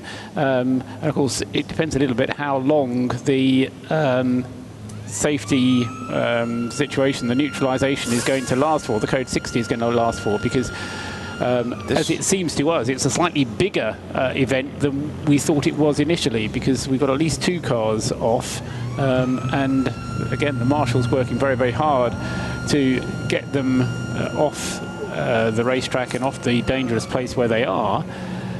But it does mean that it's taking a little bit longer to get all the work done. Work out this timing for Jan Mardenborough. They've got him down in 9th here, but I reckon he's actually 2nd or 3rd on the times that's there. I'm not sure how the timing screen's working. We'll come back to that in a moment. And there's a lot of support vehicles out there by the 111, so I'm wondering if we've done a little more damage to the wall out there as well that may need to be repaired, because that was one of the reasons when the Aston Martin, the Bauhaus car went in there. Precision racing car, yeah. Yeah, that took a little extra time, was to do a little wall repair. There are a couple of places on the track that seem to have car magnets in them. That is one. That's just one. Round the corner. We've had a couple of cars in there. Around the corner, yeah. So obviously the magnetic field is stretching across there. Exactly right. The force is strong in this one. Yes, it is. Now that 111 is it's another one of the GC cars, isn't it? The 111. Lionel Amarouche at the wheel of the SP2 machine, 4th position before this incident. Looks fairly hefty. That's 2 of the GC silhouette cars that have been involved in fairly substantial incidents. Oh yeah. And again, the problem is getting it onto the laid down flatbed. All of a sudden it's gone very, very quiet. Yes, the attrition is beginning to take its effect, isn't it? There's less cars actually circulating. The other thing that's beginning to take its effect is that the field is beginning to get spread just a little bit. Not throughout the field, but there's 1 or 2 gaps that are building up which are kind of too big to realistically be closed. And I'm thinking particularly the top 4, which are not all on the same lap, but include the Ferrari, the 2 Mercedes and the BMW number 24, but then back to the leading AM car, which is in 5th place. That is now 2 laps off the leading group. So there's a kind of a 2-lap cushion there. And then after the little battle that's going on as Stefan Mucker tries to get ahead of the Japanese Lamborghini, it's kind of a lap between each of the it's either just over a lap or just under a lap between each of the protagonists going down to the end of the top 10. And at the end of the top 10 is number 20, the Porsche that led the race earlier on, but then had that problem with a water leak, wasn't it, that they had to fix. and that dropped them down to third in the AM class, which has elevated the Jones family's Mercedes, number 25, up to second in the AM class. So two of the Jones cars, I suppose you could say, stretching the rules a little bit, in second place in each of the classes, because that was where the Black Falcon came from. So I think the Jones can be happy with that. Meanwhile, in the recovery operation, John, how are we getting on? Not well. Both cars seeming, we're trying to recover, are seeming a little recalcitrant in going on to the flatbeds. Just going back to the Jan Mardenborough situation for a moment. He may be in a Toyota engine car in the Toyota Racing Series, but he's number 23, which of course is Ni-san in Japanese, for those of you who can count in Japanese. And he's still shown in 9th, but he's done a best lap of a 1:03.2. And I can see people around him. There we go. He's just moved up to 7th position in that second qualifying session in New Zealand. We'll keep an eye on that. Jim? You can call it from timing and scoring, probably. I could do if it was. It hasn't been updating the way I was expecting. It's gone back to a red flag again down there. They've had some wet weather in New Zealand. Imagine that. That's why it's so green. It's Nick. like Kent. Yeah. Don't say that. What? When I said, do they make a Hobbit of it in New Zealand? Yeah, I'm not here a week. I'm here till tomorrow. Tip the waitress, try the veal. Where are you going after that, Nick? I'm going to. I think we all know where I'm going. Yeah. I'm going somewhere where if you'd said to me this time last year, where do you think we're going next year? It wouldn't have been on my list of things that were likely to happen. You just worry about the colonic irrigation, aren't you? It just goes to show what the love of a good woman will do to a man. Tell me about it. Yeah, you see, me and Paul, we understand now. Yes, quite. Jan Mardenborough qualified 10th in the first session, which will set the grid for the first race. How many cars, John? Down there, out of 18. That's good. It's a good little series, isn't it? And he did a 1:55.3. If he'd found half a 10th, he'd have been 3 places up the grid. If he'd found half a second, he would have been 6 places up the grid, and he was only 6/10 off pole. We are replacing some tires, John, Yeah. so that's why this is taking. Forklift truck will be out again, I'm almost sure. Yeah. Oh, yeah, he's there. He's there replacing the tires. The leading 997 997 Porsche is in the pits. 997 in the class Porsche, that is, number 41. Sahala Yari has brought that car in, number 41, and also in is the 14 Mercedes, which had that little incident there with Lorenzo Case earlier on in the race, number 14 Mercedes. It was completely accidental. Nick is contractually obliged to do the accents. I mean, if we don't have Nick doing the accents, what's the point of him being here? Can I play a joker? You can't. Sean Edwards is in the pit lane, but isn't coming towards you, Nick. No, he's in the pit box. He's got one of those stop goes. Of course, we might be a short one. It might be a long one. We just have to watch. The lights are there. He's fired again. It was a really short one. This is a 10 or a 15-second job. No weighing going on. So that's a very, very, very minor transgression. That's for not eating all his greens, I think. You're terrible. Hello to Sean Johnson at Sean J Racing. He says, nice to hear Specutainment talking about GKD Academy programme and drivers. Such a huge and important experience for me. Sean, I think, came second in the US Series, but has proved his worth by winning the IMSA GT3 Cup last season against some strong opposition, and clearly has a future in the sport. Nice lad. Second one's away and clear. It was a change. Bernstein got out, Sean Edwards got in, and it was as precision clockwork as you'd expect from a top German team doing a pit stop. So you're running. Why are you running, Nick? I don't want to get run over by this one here. Okay. 14. I kind of oddly, Phoebe knocked over in the pit lane might reduce my chance of getting a decent night's sleep in the Superbus. So I thought it was the disco bus. Disco bus, yeah. He's very bad on titles of things. Didn't want Emma to know. Yeah. a disco bus. Let's have a quick word with Sean Edwards, who's just out of the lead car. Sean, another hot, well, not quite hot, you look hot, but it wasn't as bad as normal stint, but you stayed out a bit longer there at the Code 60. Why was that?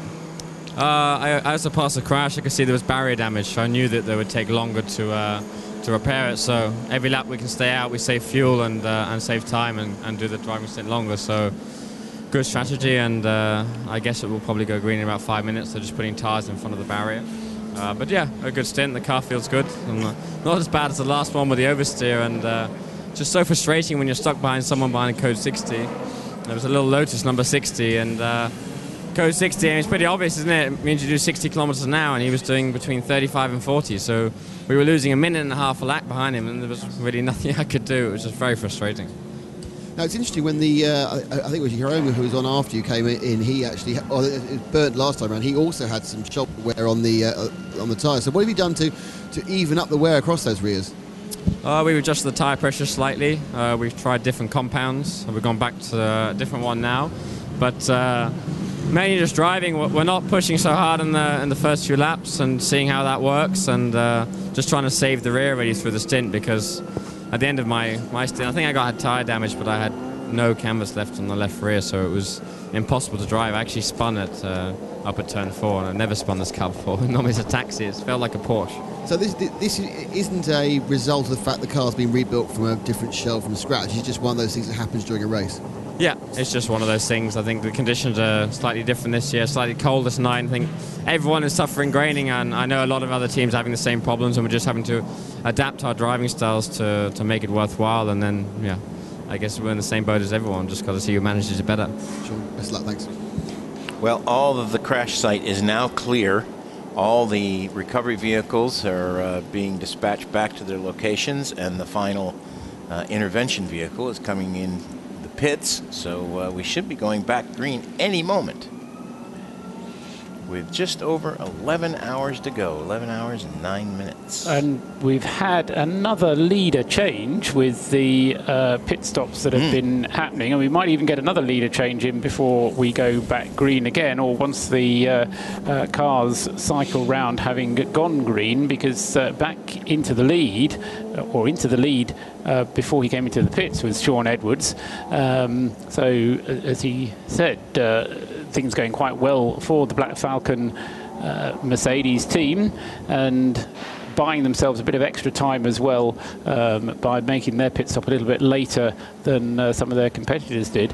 They've already been out a good 20 minutes less than the BMW has, because that came in before the Code 60 was shown. Green flag. And by the increase in engine notes, it goes green, and that was then a further 19 minutes under purple flag conditions. So we restart with 301 laps complete by the number 1 car. Wait for scoring to shake out here to get the exact positions. I think you'll find that Marco Ciocci will still be in second, Jim. I think you're right. Abdulaziz Al Faisal Will be third. Nope, Marco Ciocci to the top. Ah, okay. Marco Ciocci completes lap 302 in first place. Second on the road was Jens Richter in the number 8 car. It's the Porsche that's leading A6AM. Waiting for the others to come through. Quite spread out at this point.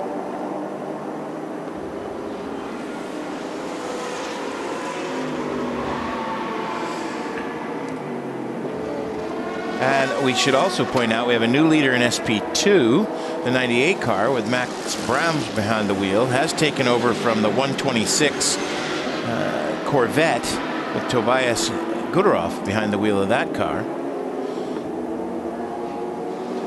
Abdulaziz Al Faisal comes through in third place. See how things shake out as we're still waiting for the number 1 car. There, he finally goes through. So the No driver transponder on that car. Who did Nick say got in? Nick has got Bernd Schneider down in the pit lane. Okay. No, he's in the car. Oh, he's in the car. Okay. So Bernd Schneider's back in the number 1 car, 1 minute and 5 seconds behind Chachi now. And then on lap 301 is Al Faisal. So the 24 car is a lap down to the 16 and the 1 car. Francois Glenmore in the 41 car leading the 997 class as we get back underway. Yes, Al Faisal is less than a lap behind the Mercedes, now Bernd Schneider at the wheel, but he's not on the lead lap. Right. Okay, so he's sort of, he's a lap behind the 16, but not a lap behind the 1. Correct. Yep. Oh, I see. Yeah, okay. It is getting late. Although I have to say, at 3 o'clock in the morning, I feel a darned sight better than I thought I might. It is 3 o'clock in the morning. I think I've kind of put myself on British time again, and I'm thinking it's only 11 o'clock at night. I was just trying to work out. Anne had. I'm not even going to get into it, but I was looking at this thinking it's only 11 o'clock at night. No, it's 11 hours to go. Yeah. But it is 11 o'clock at night in the UK. It is, yeah. Yeah, exactly. Or 5 to 11 in the UK. SP2 lead 6 p.m. has changed, and Max. Yeah, that's what I just said. But did you? Sorry. Yeah. Excuse me. That's all right. I was looking at something else, trying to work out what's going on. You're too busy trying to work on what's going on in New Zealand. Oh, in London actually now. Yeah, he's doing real work. New Zealand has now moved over to the New Zealand V8 cars. Jason Bargwanna is quickest in the test session ahead of Martin Short. No, not that one. But,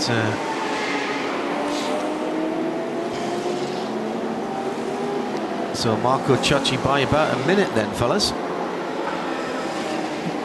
Yeah, 59 seconds now as Bernd Schneider, 202.9. Wow. He has had the hammer down. He likes these new rules. Stefan Mucker with a 202.8 in the Aston Martin down in 6th place, albeit 5 laps away from the lead. But that car showed a tiny turn of speed. Remember, that's the V12 engined GT3 Vantage.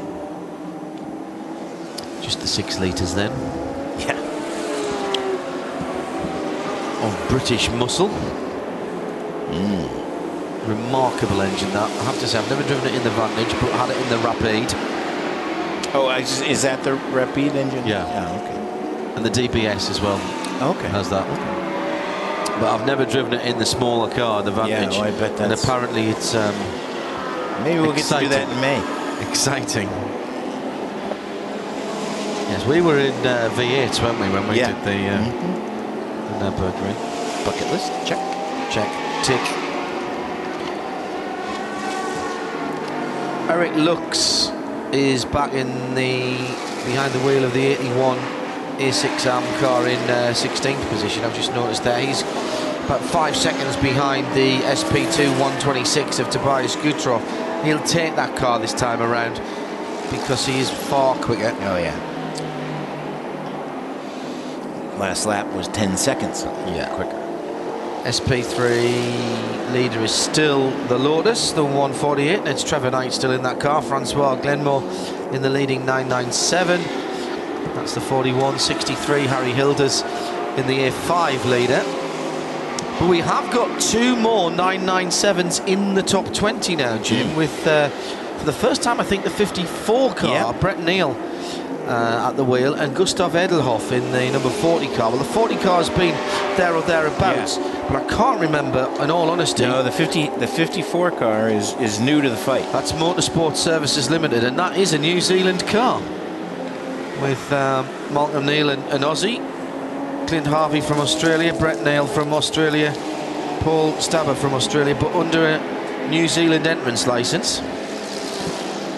As we come around to 3 o'clock local, just 2 minutes away from another hour completed. Let's just quickly remind you, you're listening to RadioLeMans.com 87.6 Autodrome FM around the circuit and Motor City. And of course, www.24h Dubai. All the details that you need about the event, including the streaming video, is there. And thanks to the TV guys for hanging in there tonight. Yeah, we are still getting cut pictures, albeit with some locked off cameras, but as we've proved in the past, you sometimes only need one cameraman if he's in the right place.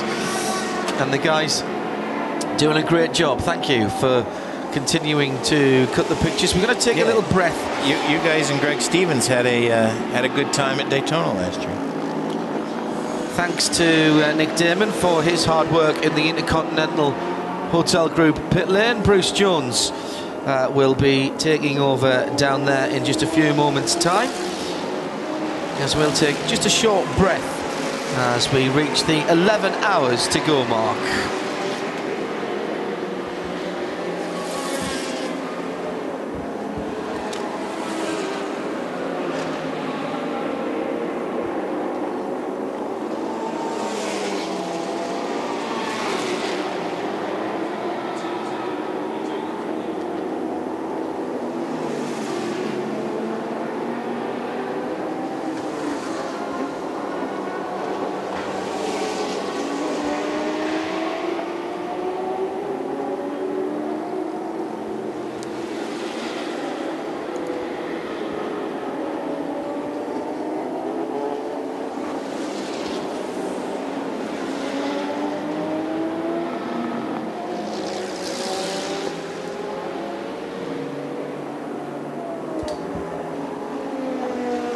Well, hello if you are just joining us, and where have you been? We've just clicked over another hour of racing here at the Dubai Autodrome for the Dunlop Dubai 24 Hours, the 8th running of this Middle Eastern endurance event. You're more than fashionably late. Oh yeah, I mean now a note from your mum is not going to make it, I'm afraid. You know, it's going to take a wee bit more than that.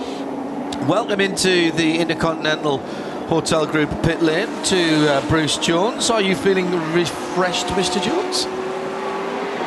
Ah, no. There is an issue because I can't hear Bruce. And I wonder if that's because we haven't got the second pit lane mic turned on. Might have to get the other mic from Nick, actually, before Nick disappears too far. We'll catch up with him in just a moment, I'm sure.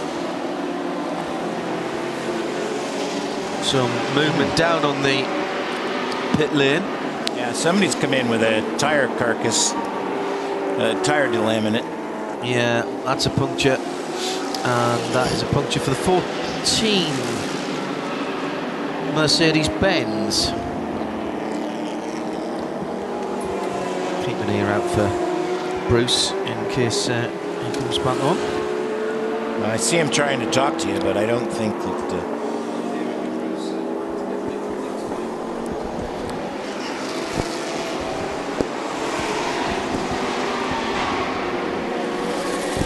So Paul Trustwell is with Jim Roller and myself up here in the booth, and we still haven't had, Paul, a decent amount of green flag running to be able to give us any kind of idea of what is really going on there. No, but the trouble is that the pattern is sort of set that there will be times when there is only code 60s kind of popping up all the time, so it's difficult to work out where the patterns are. What I don't think has happened is that there has been any brake or pad change for either the number 16 Ferrari or the number 1 Mercedes that are in first and second places.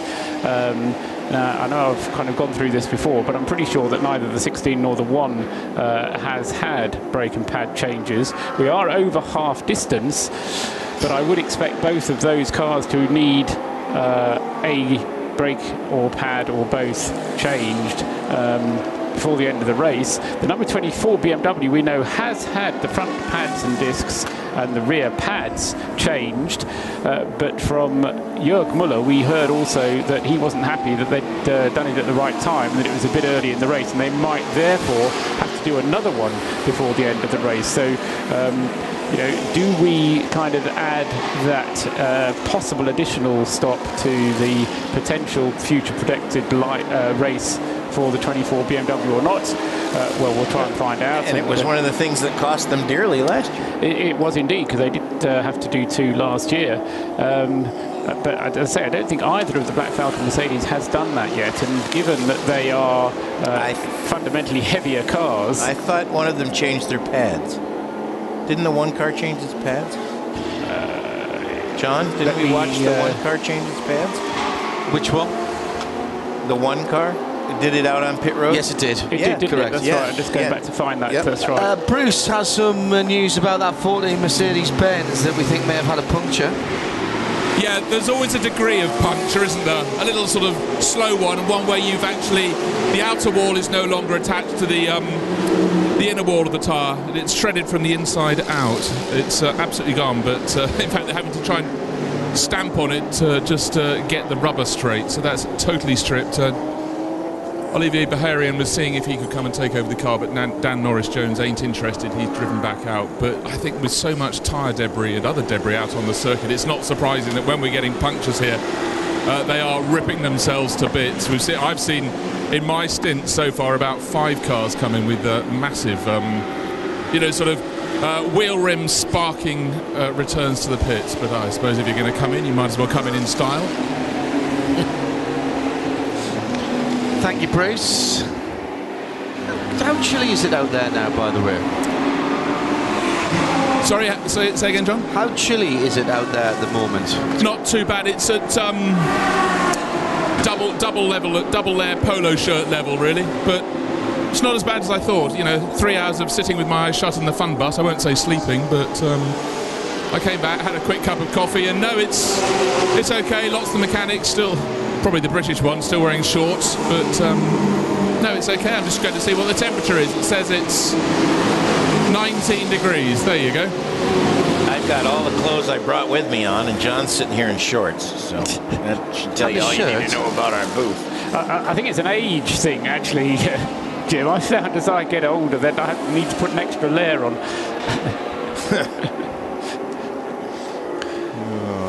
I got very cold lost earlier all that on. body fat.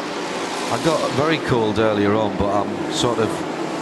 Oh, did you? Back up again now. Yeah. The lead is sort of coming down, but not on every lap. Marco Ciocci on that last lap was nearly a full second quicker than Bernd Schneider's Mercedes. But since Schneider got into the car, how long ago was it? Some 8 laps ago, he's brought the gap down from 65 seconds down to 50 seconds. So he's made 15 seconds of an inroad overall, and that's almost 2 seconds a lap. Yeah, it's on average, it's a good average. And as we heard from Sean Edwards, there is also the fact that the Mercedes pitted after the Ferrari, so has the chance of being able to stay out longer if we get, as John said a little while ago, if we get this period of long running without a code 60, then the pendulum will tilt back towards the number 1 car. And I finally found where I wrote down that it had its pad changed. It was exactly at 1 o'clock in the morning. At 11 hours into the race, but if they can do 11 hours, then I'm sure they can do 13. The problem for the BMW team is that they did their... At 9 hours. They did their pit stop at about 9 hours, wasn't it? Yes, it was at... it was just after midnight, in fact. It was just a few minutes after midnight. So, yeah, 10 hours into the race. 10 hours into the race, yep. But 10 hours and 14 hours. That's different. Yeah, I mean, it's not too far out. Warble Hat, the excellently named Warble Hat, says, wasn't the 14 Merc punted off by the Banzai Ferrari of Lorenzo Cazzi earlier on, may have contributed to the puncture? Yeah, absolutely spot on. Well remembered. And Paul Drunk says, if you're coming to the race now, very, very late, does it mean you have to watch the rest of the race in pants and a vest?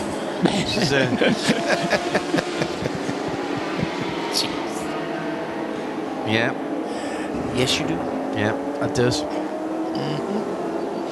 Wish he was here. I could use some. A nice cup of tea would be good at this time of night, wouldn't it? Yeah. Down in the pit lane, a little bit of gallows humour from Bruce Jones. Well, it's essential in any form of motor racing, but particularly a 24-hour race. And outside the Lotus on Track Racing Drivers Club garage, the garage door for 4B is rolled down. There's a poster with a photograph, well, a sort of drawing of probably from last year's race of one of the Lotuses, the cityscape in the background. It says, for sale, sold as seen, $5,000, car in skip behind garage, telephone 044, etc, etc. Light damage, part exchange welcome. I put in an offer, John, you can collect it on Tuesday, all right? Okay, thank you. The second placed SP2 car in the pits is the number 126 Corvette, which has just made its way, I think probably past Bruce already, on its way to its pit garage, because it's quite a long way down the pit lane. This is the Bonk Motorsport car, which Tobias Guttrop has been driving.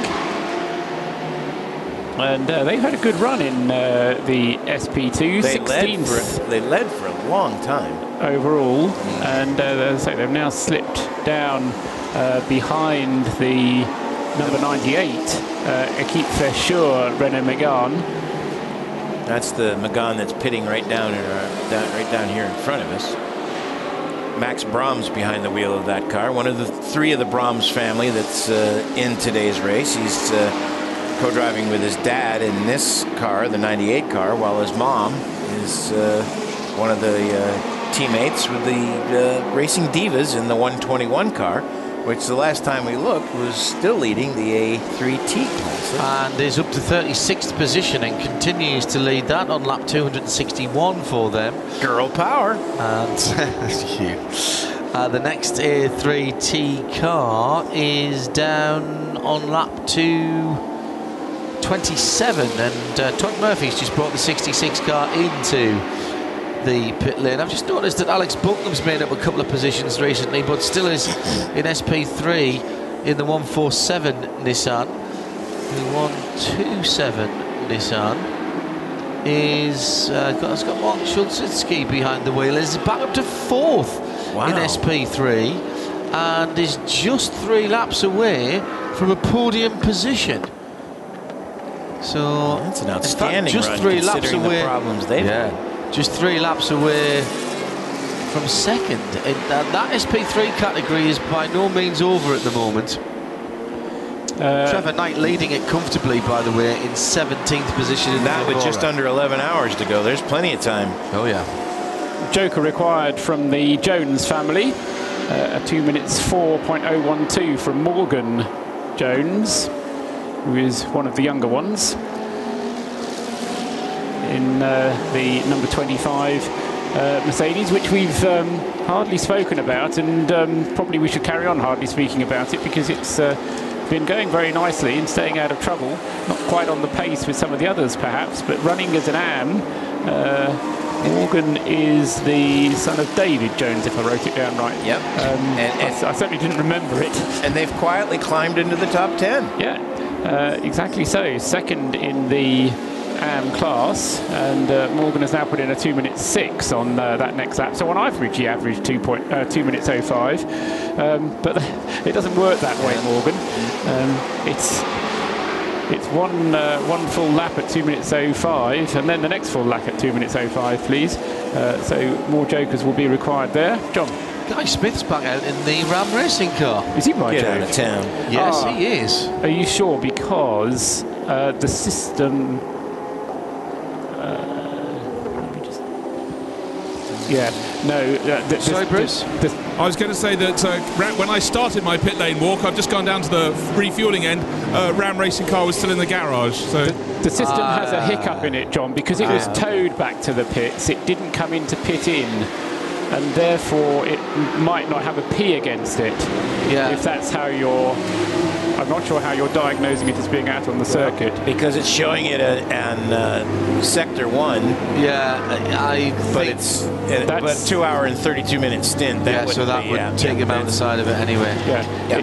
There was a tweet that said that they'd gone back out. Might have been somebody looking at that from scoring. Things were going well until the 15th hour. We were involved in an incident with the 144, lost a load of places while repairs were made. Back on track with Guy Smith. I'll keep an eye on that and see what happens, but I think you're right. I think that may have. No, I think it's the timekeeping system that, as I say, if the car stops on the circuit and is then towed back, it kind of gets into a limbo situation where it hasn't tripped the beam to say it's gone into the pits. And the system thinks that it's out on the circuit somewhere because it's tripped a sector beam. We were talking earlier on about F3 producing Formula 1 drivers. And I bet that produced a flurry on the collective, didn't it, John? Hang on. Furball, good heavens, who I have to say is a new one on me, so welcome to the Midweek Motorsport Listeners Collective, says not just producing F1 drivers, how about this list? Johnny Kane, Nick Manassian, Peter Dunbrake, Mark Webber. He's thinking Mark Webber, the Mercedes-Benz prototype driver there. Enrique Pinaldi, Mario Haberfeld, Ben Collins, Guy Smith, Darren Mann, Jamie Spence, Warren Hughes, Frank Montani, Darren Turner, Andy Priault and Marcel Fessler. Calvin Fish. The only man to beat Senna in a Formula 3 car. And the point there that it produces good sports car racers as well, and I think that's exactly why Nissan have placed Jan Mardenborough in a single-seater formula. Well, look how Chris Dyson improved in the American Le Mans Series after spending some time in Formula Atlantic. Yes. Yeah, it showed great improvement. A lot to be gained from single-seater racing. Well, the sharp end of the prototype grid now are effectively single-seaters for fat boys, aren't they? I mean, you know, it's just a single-seater with a bigger cockpit and a roof with some of them. In fact, they're more sophisticated than that in some cases. Yeah, because you and I'd be hard-pressed to get in and out. Yeah, true. Or a Toyota. Ram Racing have said that their car is back out on track. Yes, that's what I thought too. But it hasn't moved, so if it has been out, it's back in again. That's all I can say about that. I think it maybe for you the battle is over, but I will keep an eye on that. You can see down to where they are, roughly speaking. So yeah, that's what I was looking to see. Because you share the garage with two of the teams, that the door not being down doesn't mean as much as it would do at Le Mans. Right.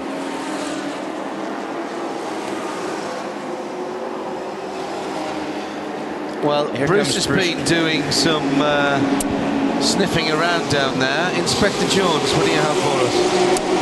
Well, I suppose the first clue at Ram Racing was they were starting to disassemble the garage. Not good. I asked the first person I could find what the damage was. He wasn't entirely sure he could tell me, but Dan Shufflebottom, team proprietor, has just told me cracked chassis over and out, I'm afraid. Wow. So that is really unfair. And you know, in your first race, they had good moments and bad moments, but sadly ended with a bad moment. But I'm sure we'll hear a lot more of Ram Racing over the next couple of years as they go onwards and upwards. But I suppose that gives them a taste of sports car racing, and certainly what can happen in a 24-hour race. And we've seen quite a lot of incident here, judging by the number of Code 60 runs. But certainly they got some decent mileage under the belt halfway through the race, but over, sadly, and out. Cracked frame, that'll get you a total write-off. Yeah. Wow. That was a big hit then. Yeah, it sure was. The avowed intent from Dan Shufflebottom and the rest of Ram Racing for this season is two cars in the European Le Mans Series GTE category. They have got two, I think it was the first two of the 2013 spec 458 Italias. Yet to see what spec that they will run in, depending on the regulations for the ELMS, but they are looking at that. They're hoping for a Le Mans entry for this year, 2013. And then endurance racing is their priority. Very long blast on the pit lane siren there that I was wondering what that was, which is why I paused just slightly there, Bruce. John, I've got Godfrey Jones next to me. Godfrey, we've been not talking too much because we didn't want to upset the form you guys are showing. The Jones team showing great form, running like a train at the moment. Yes, everything's going fine at the moment. I've only had one stint. Don't get much driving when there's 5 of you. Are you the next one in then? Yes, yeah. Now I gather Morgan just at a 2:04, so he's got to play a joker there. Yeah, I've just said he's used one of his 2 jokers now.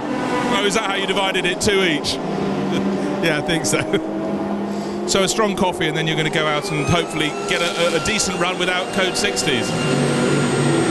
Well, yes, it'll be, won't it?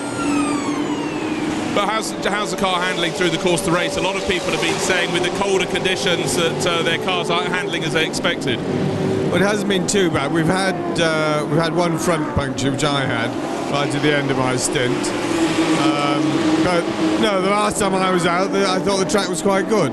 Very dusty offline, but online it wasn't too bad at all. Okay, good luck for the rest of the day. Thanks. For the length of those sirens down there, Bruce, I think the night shift is on the horn. It certainly is. What with their forehead? Thud. Yes, I think it doesn't have to be hitting it quite that hard or quite that long. But hey ho, what do we know? There's a fascinating battle going on the track at the moment, which is difficult to see on the screens, but Abdelaziz's Al Faisal is just on the lead lap. Sorry, he's not on the lead lap, but he's about to be lapped by the #1 Mercedes, Bernd Schneider. So if you're in a position where you can look at the track, you get Al Faisal come through, and then Schneider is pretty much on his tail, trying to put a lap on the BMW in his chasing of the Ferrari, which is kind of stopped a bit because Marco Ciocci is continuing to lap rapidly. Bernd Schneider is also lapping rapidly, but the gap has maintained itself pretty consistently at 45 seconds for the last little while. It's come down from the 50 that it was, but very, very small increments. It's taken a long time, and I think it's going to take too long for anything approaching a nose-to-tail battle to arrive before we get to the next set of pit stops. Although the next set of pit stops is we're probably about halfway there or a little bit longer, bearing in mind that we shouldn't say this, haven't had a code 60 for a little while, just looking for number of laps completed, but we'll come back to that, and as I say, keep an eye on the order that Schneider and Al Faisal goes through on the track. It's a good comparison of the Mercedes and BMW cars, at least. Where are they at the moment? Oh, they're in the third sector. Yeah, so they're coming back towards us. Let's have a look at the last corner. There they are, coming into the last corner. Abdul Al Faisal is just behind Bernd Schneider as they go underneath us. In fact, the change has already happened because Schneider has just gone past Al Faisal on that last lap, because last time they came through, Al Faisal was ahead of Schneider. So that's now a full lap that separates Schneider from Al Faisal. 2 cars remain on the same lap, separated by just under half a lap, 45 seconds altogether. Let's go down to Bruce and get in the know in the Intercontinental Hotel Group pit lane. When you come back into the pit lane after a few hours away, you have to do a sweep up and down, obviously, to see what's what. I don't know if Nick might have mentioned this, but you'd think this one was Bonk Motorsport, but it's not. It's in fact Motorsport Services, the Kiwi Seat, and heavy back-end damage. They're replacing the steering rack at the other end. as they're obviously determined to go back. Someone else is having a go at welding up bits for the exhaust pipe, but they were featuring pretty strongly in A3T, but sadly having, how you say, a little siesta during the night. Certainly the crew aren't, but the car is. Anyhow, they are endeavouring to get it back into the race. Sounds like a total rebuild. Yeah. The door handles look good, but that was about it. Bruce Jones, Paul Trustwell, John Hindhaugh and Jim Roller in the very chilled booth. I'd forgotten how cold this gets on the aircon overnight. But we go all right. Hello to Rotation, who says, hello collective. RadioLeMans.com. In now after work and some extracurricular activities. We don't need to know that. Settling down for some racing. It's a silly question, but did I miss much? Yes. Oh, yes. You are going to want to hear the podcast of this one. I'm going to try and get this downloaded before I get on the plane, so that I can listen to it on the way home tomorrow.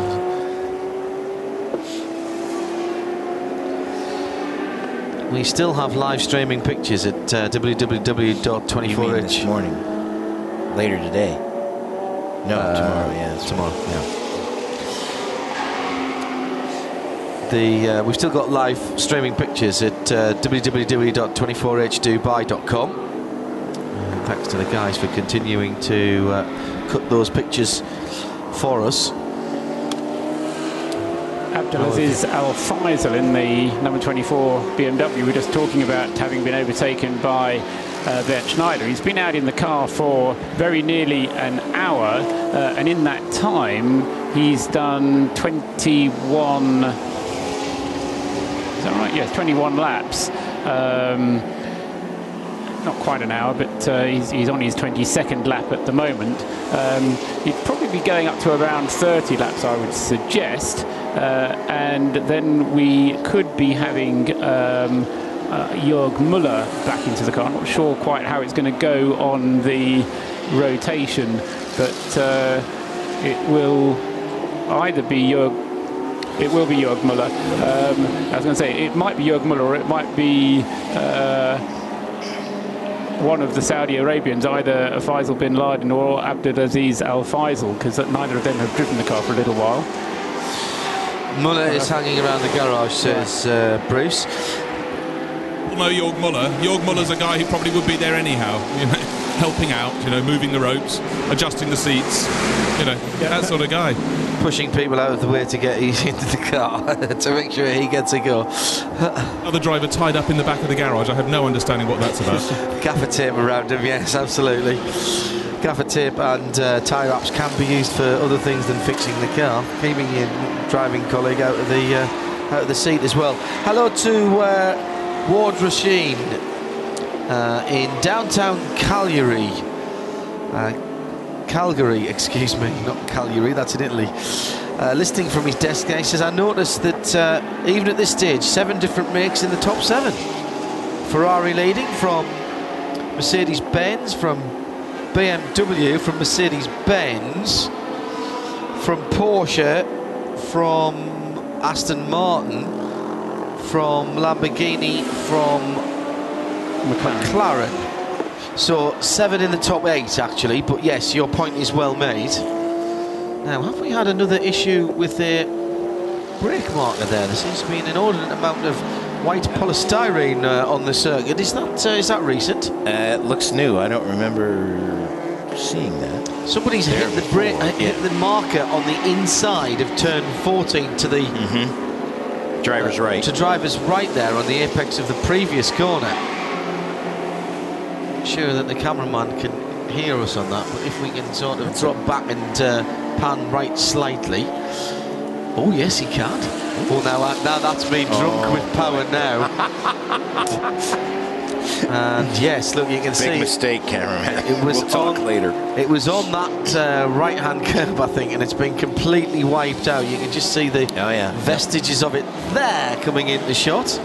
Thank you very much indeed. Somebody's run over the inside curb and given that a big pasting. That's down towards turn 14 now that we're looking. That's a great run uphill. It's quite steep there. And you can really get on the power early coming out of that corner and use the camber of the road. Perhaps not quite as much as that BMW just did there. This is fantastic. Now just heading back round into the braking area for turn 14, and that's super fast. Flick through 13, and now back to turn 1. 10.5 hours still to go.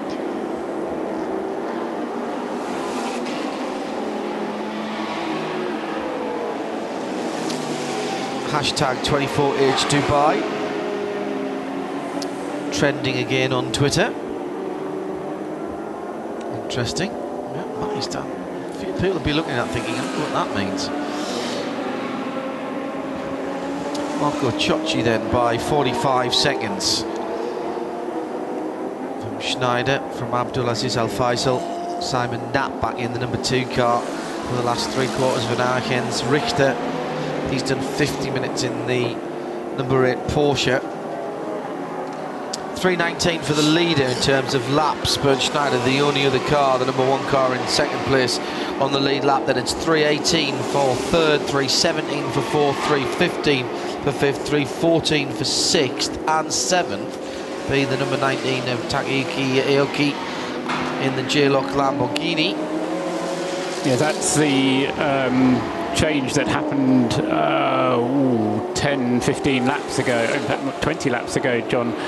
Muka having got himself ahead of the Japanese Lamborghini, and has now beginning to draw away. He's 30 seconds ahead, although on that last lap the Japanese driver Aoki actually was more than 3 seconds quicker than Muka was on the same lap, but I suspect that was just Stefan Muka taking care through traffic.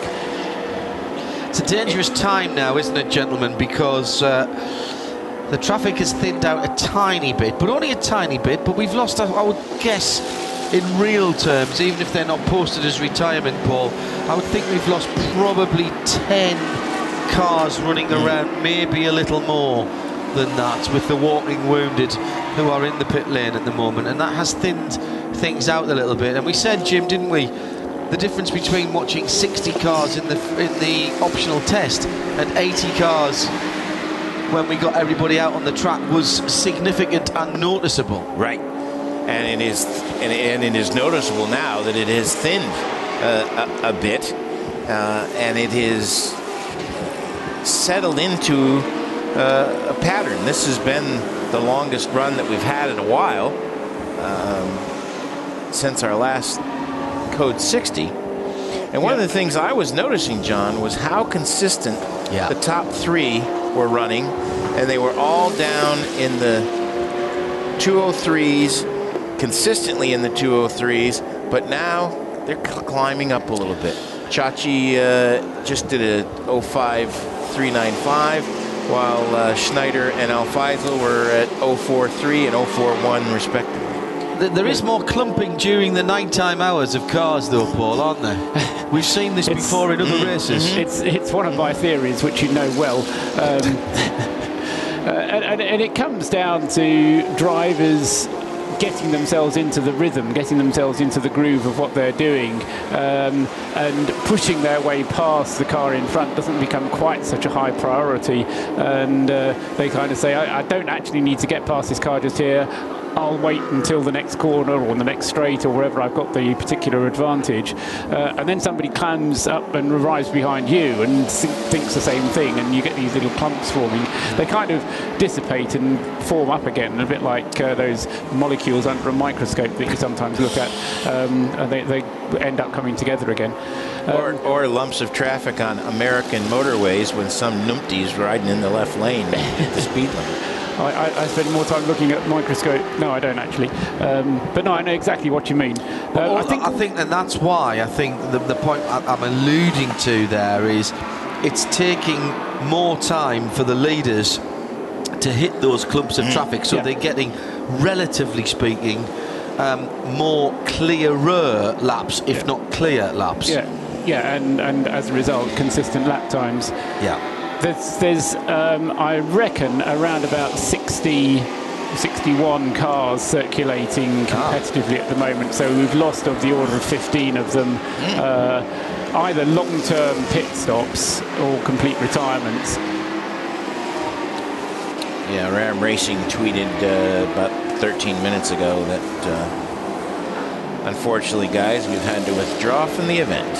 Tried to fix it, but it was too badly damaged following the accident. And as we heard Bruce Jones, who's in the know down in the Intercontinental Hotel Group pit lane, it was a cracked frame. Yeah, it was a cracked frame. And Bruce is down there now with Wolfgang Kaufmann. Wolfgang Kaufmann, they're working away on the Audi. What's the problem? We have still one and the same problem what we had straight from the beginning. So unfortunately, yeah, we don't know what is really. All the guys from Audi Sport and all the guys from the team Besa Plus, they changed everything. So everything what have to do with the fuel pump, with the fuel system, all the wires and so on and so on. So always we thought, okay, it's working, it should work, and so on, but it doesn't work really. So after a driving time of about 20 minutes, 25 minutes, we get misfire, we don't have the right fuel pressure and so on. So it's a very, very big shame at the moment because we don't know where is the problem. Tough luck, Wolfgang. Hopefully they'll find it and know which way to go. Yeah, that's correct, but it's very, very difficult because we try already everything to change and nothing works. Tough luck. Thanks, Wolfgang. That's that. You know, you get that resigned look. Yeah. He had that resigned look in the second hour, sadly, but still the same problem. So that's the 89. That's the Audi TT RS. Beautifully presented car, but he'd rather run a Tati one that worked, I guess. One of my favourites in the field, if only for the straight 5-cylinder engine, 5-cylinder inline engine, which has a very distinctive engine note, and misfires and electrical things. Oh, you just don't want that, Bruce, do you? No, not at all. And John, last night, well, yesterday afternoon when I came off, it was still light, just going down to sunset. I walked out around the circuit, and you know, standing in the pit lane, you hear them at full chat, but it's actually interesting catching them accelerating out of corners. Yeah. And I tell you what, still the car that sounds the best to me is the Aston Martin, car number 15. It sounds absolutely fantastic down the back straight. The Mercedes makes such a burbling rumble that doesn't quite do it for me. Not in the way that a Corvette would make a burbling rumble, but the Aston Martin is just such a pure racing engine note that, well, I suppose V12s, they're quite good things to have, really. I think with the Mercedes-Benz, as we found out the other night on the run through town, it needs to have the supercharger on it to have that visceral note.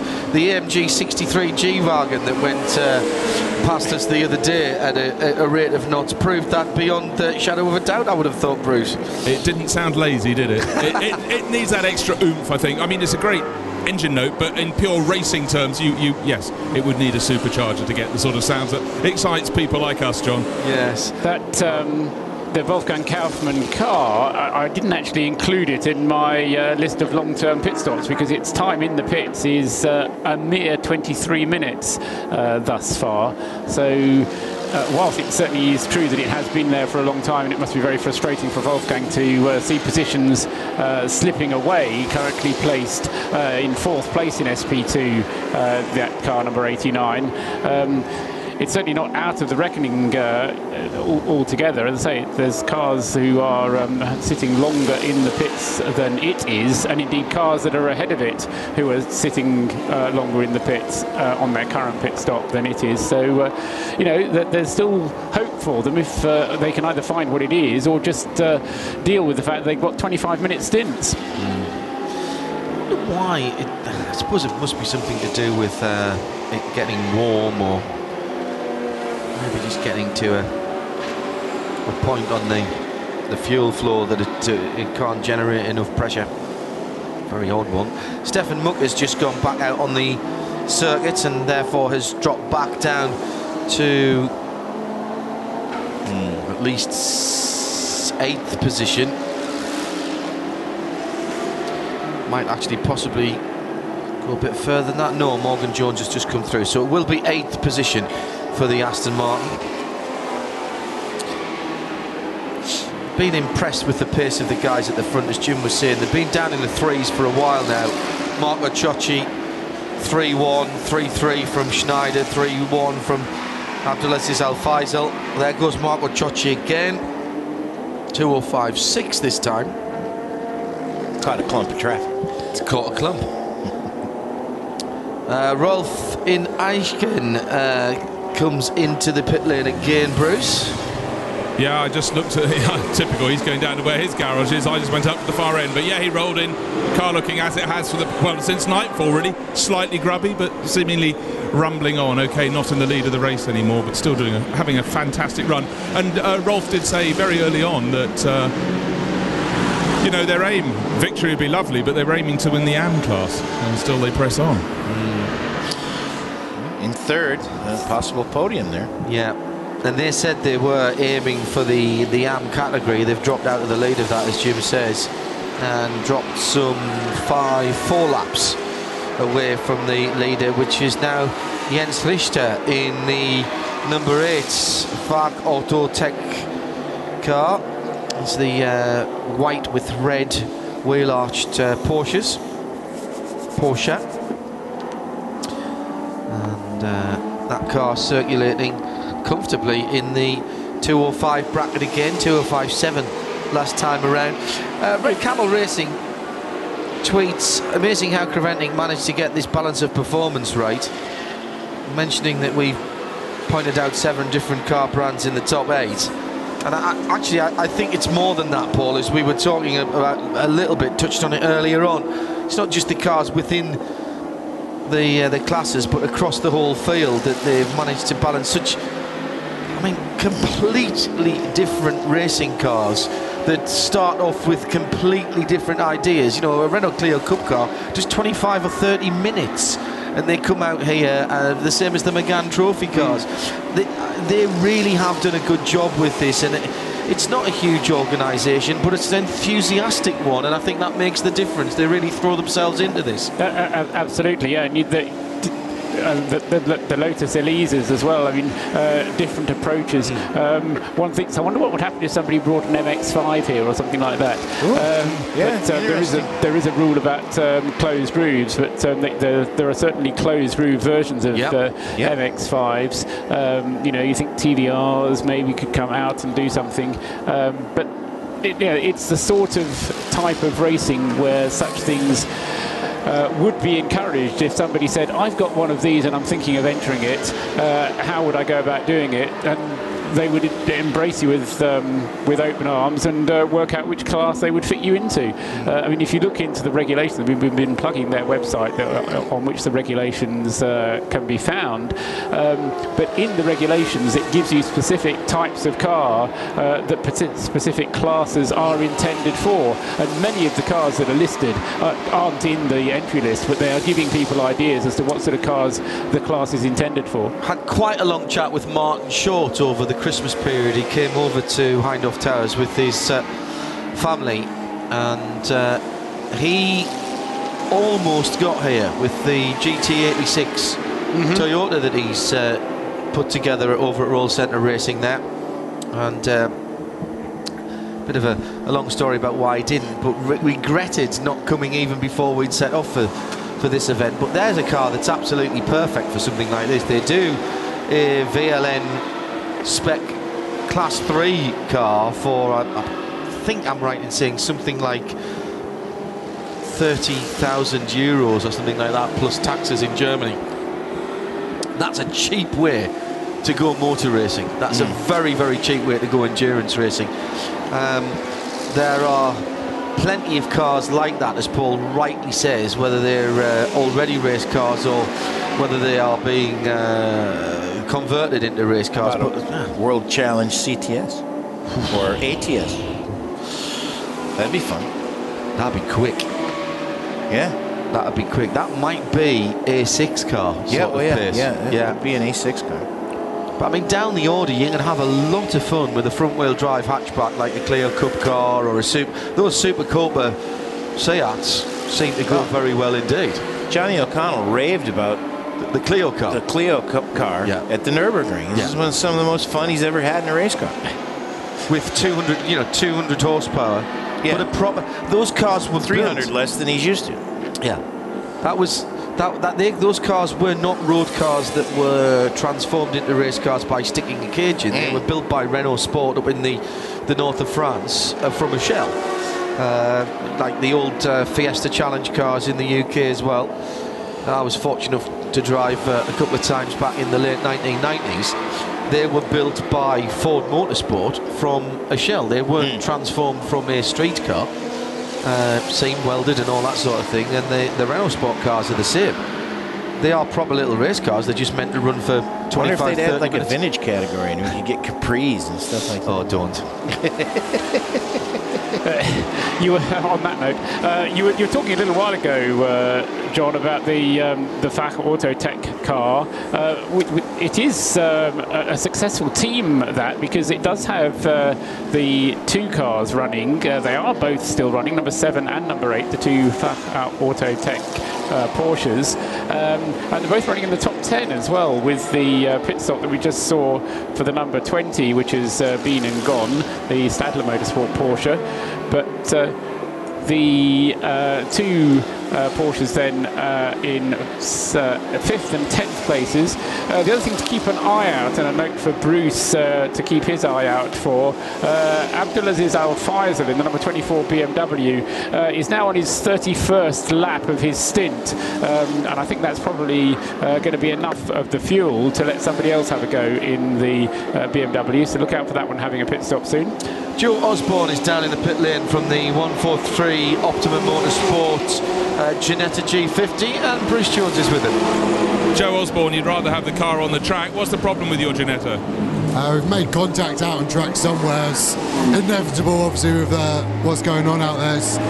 They're showing we did drive shafts earlier, actually, so that lost us 40 minutes.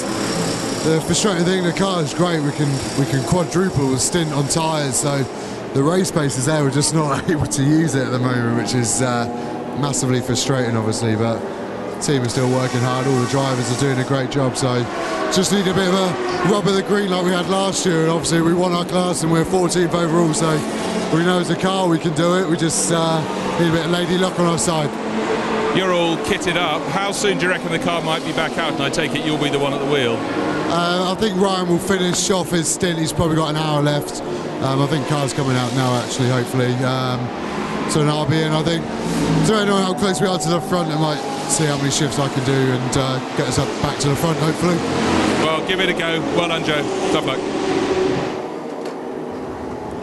Yes, that car, number 32, in 32nd place, number 143, has been in the pits now, not for a long time, just over 5.5 minutes, and so it's not been a hugely long stop, as I say, in 32nd place overall, 8th in the SP3 class, which is still showing a good degree of reliability.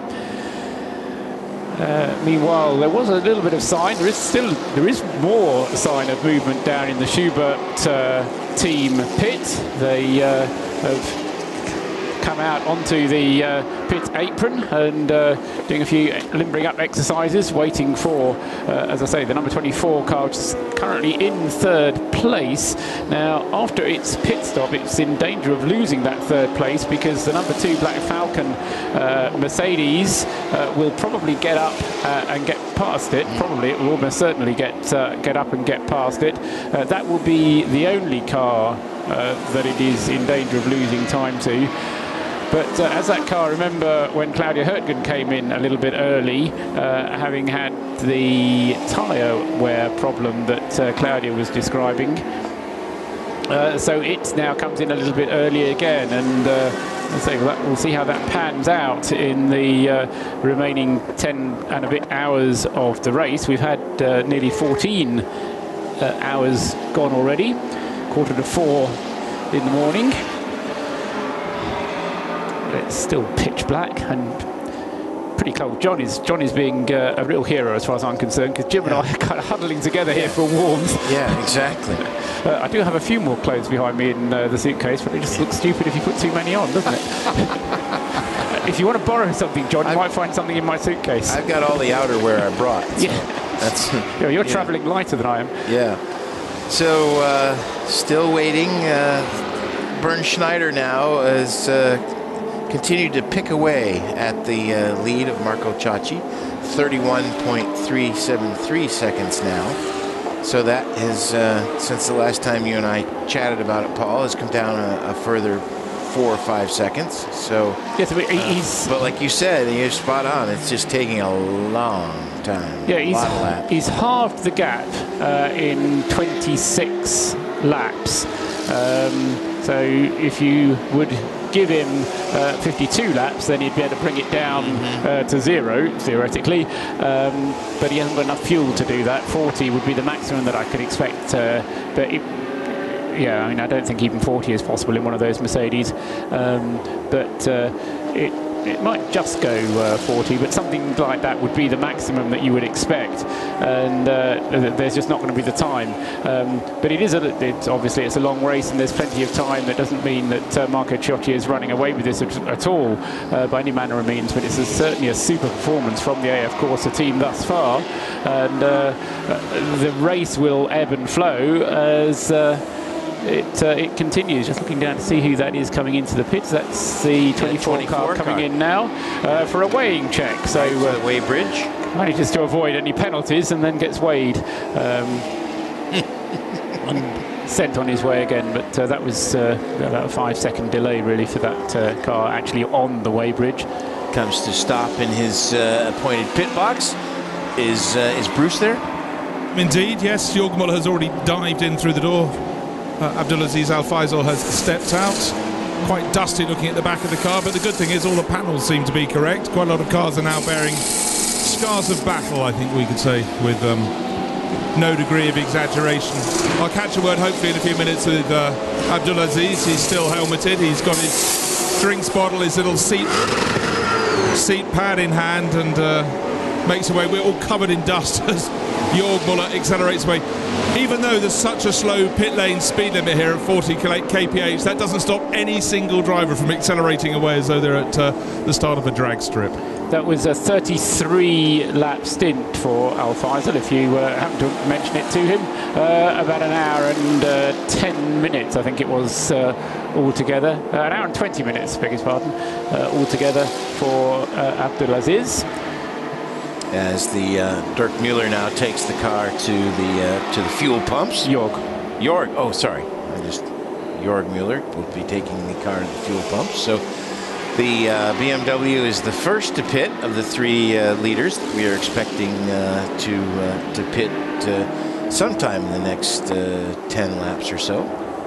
Yes, the number, logically speaking, the number 16 Ferrari should be next, and that will be Marco Ciacci coming in to hand over to either Mika Salo or Lorenzo Carvalho. And for my money, I put Mika into it, I think. On the rotation it should be Carvalho, but last time Ciacci handed over to Salo, but that means that Carvalho hasn't had a go. Okay, thank you for Salo that. Next, says Sergio. Okay. So Mika Salo will be next. Now it'll be interesting to see, Paul. Let's go down the bridge for Mika Salo. Sorry, you can't hear what he's saying. Mika, car's going really well. Yeah, it's going well now. No big problems at all with the car, and no mistakes from the driver so far. Long way to go, but it has been difficult out there with all the traffic. Same for everyone. Yeah, it's a lot of traffic. It actually surprised me after I've done a lot of 24-hour races, but this is the most difficult one so far. Traffic is just unbelievable, and a lot of really slow cars compared to us, and you have to be really careful. How are your brakes and your tyres holding up? Because obviously the temperature's a bit cooler at night. Yeah, no problem. Tires, we've been double stinting tires now, and they are fine. And we changed brakes once already, and they seem to be fine also. So we really, only problem we have, we lost the traction control out of the car already 6 hours ago. So we're driving without the traction control. It makes it a little bit more difficult. And obviously you have to get your timing right at the petrol pumps. Yeah, well, it's I just go fast as I can, and they tell me what to do the time-wise. So that's the best way, Mika. Good luck. Thank you. Always a ball of fire, that one. Yes, I'm doing all that already. I just drive as fast as I can. They tell me what to do. Yes. Well, Paul, your prediction was exactly right. Number 2, Simon Knapp, has taken over 3rd place as Abdul Aziz Al Faisal. No, that's Jörg Mueller. So Jörg obviously didn't change the transponder over, so scoring will have to do that manually. Twice that's happened on that changeover. Yep. I think it's Al Faisal's chewing gum that he sticks on the switch, and that prevents Jörg from being able to.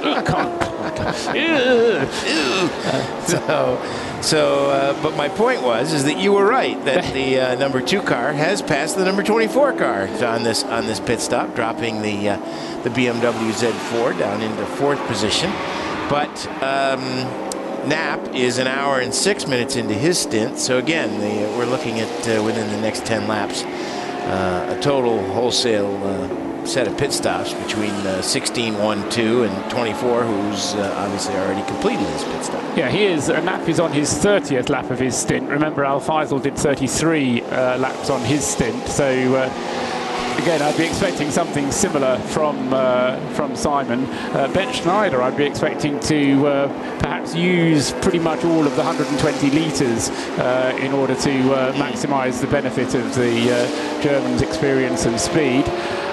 So we'll see what happens. I expect that Schneider would stay out just a little bit longer.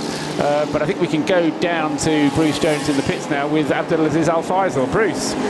Abdulaziz Al Faisal, 33 laps, a good stint.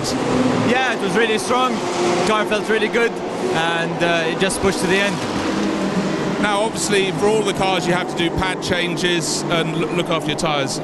Jörg Muller suggested earlier maybe you should have saved the pad change until a bit later. You're happy with things? Well, I really don't know when the pad change happened. I was asleep, but the car felt really good with what we're going. I don't know how far the consumption of the brakes are, but the tires felt really good. So we just need to find the right combination for the weather and everything. What are the conditions of the track at the moment? There have been quite a few incidents that have dragged stuff onto the surface. Yeah, there's cars just all over the place, and they're knocking off all of these bollards. So there's a lot of dirt and debris around the track. But it's just, it's 88 cars to start in a short circuit, so that's what you expect. And just have a clean race, and I think that's what's important. So now you can go and get a little bit of sleep again? Yeah, just eat something and go to sleep again. Can you manage to sleep during a 24-hour race? I'll try. Good luck. Thanks, Abdulaziz. That's Abdulaziz Al Faisal, car 24. As you say, Paul just dropped down from 3rd to 4th place. But the places, or at least one of the places, will come back to him as the people ahead of him make their pit stops. And as I say, they can just hope that they manage to stay out there at the head of the field or in that leading group. And then it's just going to be a case of getting a little bit more pace, making the most of any little bits of luck that get thrown down, either with code 60s or anything else. So we'll just see how this one pans out at the moment. But I have to say that that car at the moment is doing shorter stints. We'll see whether that continues to be the case when the next round of pit stops comes. One has to wonder, Paul, if perhaps Marco Ciacci has used up his tires a little bit, because while we were talking earlier that Bernd Schneider was working very hard, but the times he wasn't closing that quickly on Ciacci. Well, that conversation that we had was about 4 laps ago, and it was at 30 seconds. It's now at 19 seconds. He's closed 10 seconds very quickly. So Bernd Schneider, his last lap was a 2:03.3. Before that, it was a 2:01. Absolutely right, and I wonder if that is as well perhaps related to the fuel load lightening, fuel burning off, and Bernd Schneider being able to make use of the fact that he's got a lighter Mercedes underneath him more than Ciacci is being able to make use of the lighter Ferrari. Just a quick point about the number 147 Nissan 370Z, the RGB. The GT Academy car. Alex Buncombe is back behind the wheel of that, and it's been pointed out to me by Steph Volkerts at Blankfilly that he has just posted the fastest lap of that car, and he has been flying. He has indeed. He's made up places on the track, and he's up to 48th position now. Sadly, his charge up the field will have ended a little bit because he's got something like 16 laps between himself and Johnny Adam, who's the next car up the road, not for class position. So he's rather stuck in 9th position in GT SP3 at the moment in the Bob Neville Motorsport car. Two more pit callers out of the top 10 being the J-Lock Lamborghini and the number 17 McLaren, the Lapidus Racing car, which is being brought into the pit at the moment by Phil Quaife. And those two have been running close together, separated by a little over a lap before they came in, and already out and on his way to the fueling station is the Japanese Lamborghini. That's one of the ones that's made an awful lot of stops. They're currently on just completing their 16th pit stop, the Japanese Lamborghini. We haven't really heard, what we don't have at the moment is total time in pit, but it's one of those things that we work out at the end. But I have the feeling that although they've done 16 pit stops, they haven't actually served a huge amount of time in the pits. They've just been coming in little and often, have the Japanese.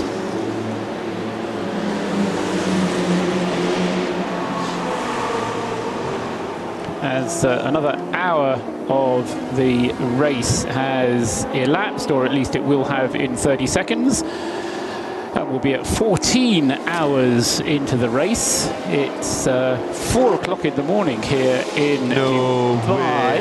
And 10 hours to go. According to my laptop, which I've left on the UK time, it's now Saturday morning. The weekend starts now. Several hours ago is the answer to that one.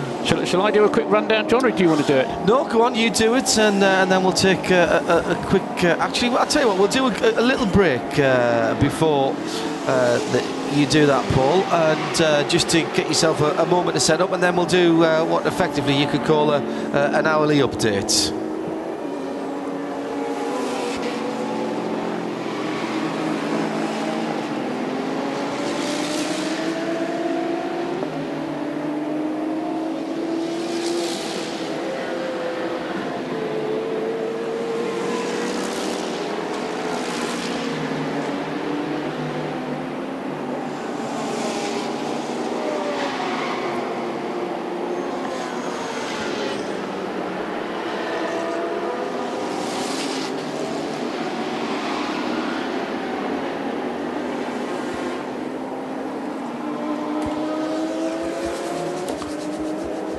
At 87.6 Autodrome FM around the circuit and Motor City. This is RadioLeMans.com with Bruce Jones in the pits, and up here, rather chilly now, is Jim Roller, myself, John Hindhaugh, and with an update of what's going on as we've just gone through another hour of racing and under 10 hours left in the 8th running of the Dunlop Dubai 24 Hours. Here's Paul Trustwell. We have a change for the lead happening just as we do the update, because into the pits has come Marco Ciocci, not with any problem. It was a routine stop. We were expecting Marco to come in with the AF Corso Ferrari, and he's bringing that car in. It's being handed over to Mika Salo, and he and the number 1 Mercedes of the Team Black Falcon, at the Abu Dhabi team by Black Falcon, will also be expected in very soon indeed. The Black Falcon team having been out there at the wheel with Bernd Schneider behind the wheel, so nothing at all to choose between the first two of the 16 and 1 in first and second places. In third place, and also due a pit stop, is the number 2 Mercedes, and I'm slightly surprised that they're bringing Schneider in before Simon Knapp, so maybe tyre wear beginning to be an issue as well for Bernd, but the number 2 There's nothing wrong with Bernd's tyres, actually. A 2 minutes 01.265 on that last lap, Jim. Thank you for pointing that out. So he's certainly making the best use of everything. So Schneider in second place. Simon Natt with the number 2 Mercedes is in third place. Jörg Müller is at the wheel of the Schubert Saudi Falcons BMW Z4 GT in fourth place. And then in fifth place is number 8 Jens Richter in the Fach Auto Tech team Porsche 997. That's done 331 laps compared to the 333 laps that Jörg Müller has done. In sixth place is the J-Lock Lamborghini, just out of the pits, with Takayuki Aoki at the wheel, number 19, on 328 laps. Just 3 minutes, except that that will come down. And in fact, that place could change as I speak. Darren Turner, number 15, in 7th place, but as I say, possibly shortly to move up to 6th. In 8th place is the Jones family Mercedes, number 25. They are on 328 laps, 1 lap behind the Aston Martin and Lamborghini, but having a relatively trouble-free run as well. In 8th, in 9th place is the McLaren of the Lapidus Racing team, number 17, which now has Tim Mullen behind the wheel, who's just taken that car over. And in 10th place is number 7, Heinz Bruder, with the other Fach Auto Tech Porsche. That's number 7. He's on 326 laps. In terms of the classes, the A6AM leader is the Fach Auto Tech car number 8 that we just mentioned. That's in 5th place overall. In SP2, it's Max Brahms in the car number 98, the Renault Megane Trophy. In SP3, it's Shane Lewis who leads at the moment in the car number 148, the Core-Oyser Racing Lotus Evora GT, not omitting the 997 class leader, which is number 41, the Porsche 997, running in the 997 class of Francois Glenmore. He's in 17th place overall. In 19th place overall is the leader of the A5 class, number 63, Harry Hilders, in the BMW of the Peter Van Serlen team, the JR Motorsport team, and leading in the A3T team car is the Racing Divas car, number 121, the BMW currently in the hands of Sandra van den Slot. In the leading diesel car is car number 116, Kane Astin at the wheel of that car, 37th place overall. Leader in A4 is car number 62, Martin Kroll. And the leader, I think that's pretty much all the leaders actually. Now we've done the A4 class. D1 yeah, we've done D1 already. Okay. Yeah, so that's all of the classes. Meanwhile, there's lots of action in the pits, and I wonder if Bruce has got a nice, concise little summary of everything that's just been happening in the pits while I've been just doing a quick rundown. It's still dark. No, I was meaning all the little pit stops we've just had, because we've had. Well, yes and no. I'm actually waiting to grab Bernd Schneider, because obviously that was a mighty drive that brought him to within 12 seconds of the race-leading Ferrari. I'll get him just now for you. 1 second. And then just a quick comment from me that all the class leaders are now in the top 40. Okay, I have Bernd Schneider with me now. Bernd Schneider, that was a fantastic drive. You got to within 12 seconds of the race-leading Ferrari, number 16. Yeah, the car was really good. We got a good speed in the end, especially. The tires was working very well now, and we're very happy. And I think it's still a long time to go, but we're looking forward now for the next hours. You were just checking your tires. Do you think you got the most out of them? Just took the right amount of rubber off them? Yeah, but I checked them, and because they was quite good in the end, and they look still very good. And for the night, I think we are good prepared now. Okay, go and get a sleep. Thank you very much, Bernd Schneider. Hot and sticky after really quite what we call a press-on drive, I think we could say. Up into second place and closing right in on the race-leading Ferrari from AF Corsa. That's number 16, still leading the way. A good setup drive.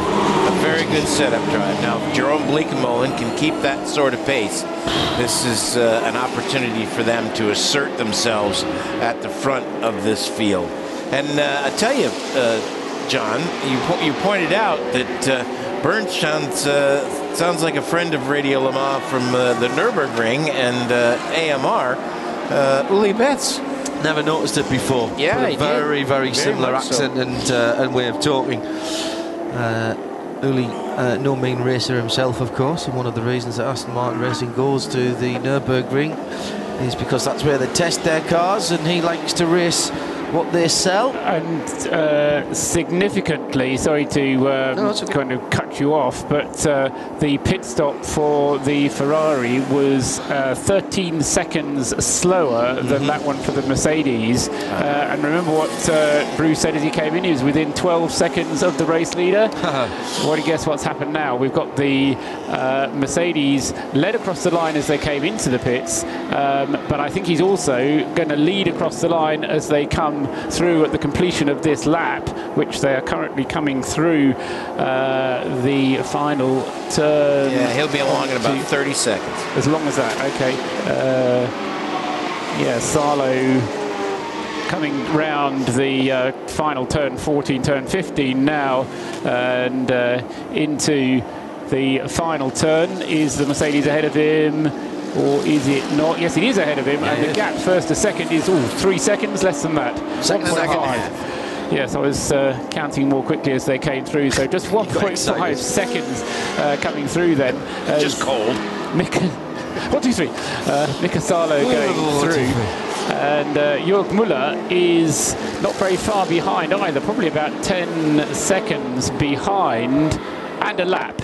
Yeah. So if you are standing beside the track watching or listening and you can see the cars, then 1, 16 and 24 going through within 10 seconds of one another.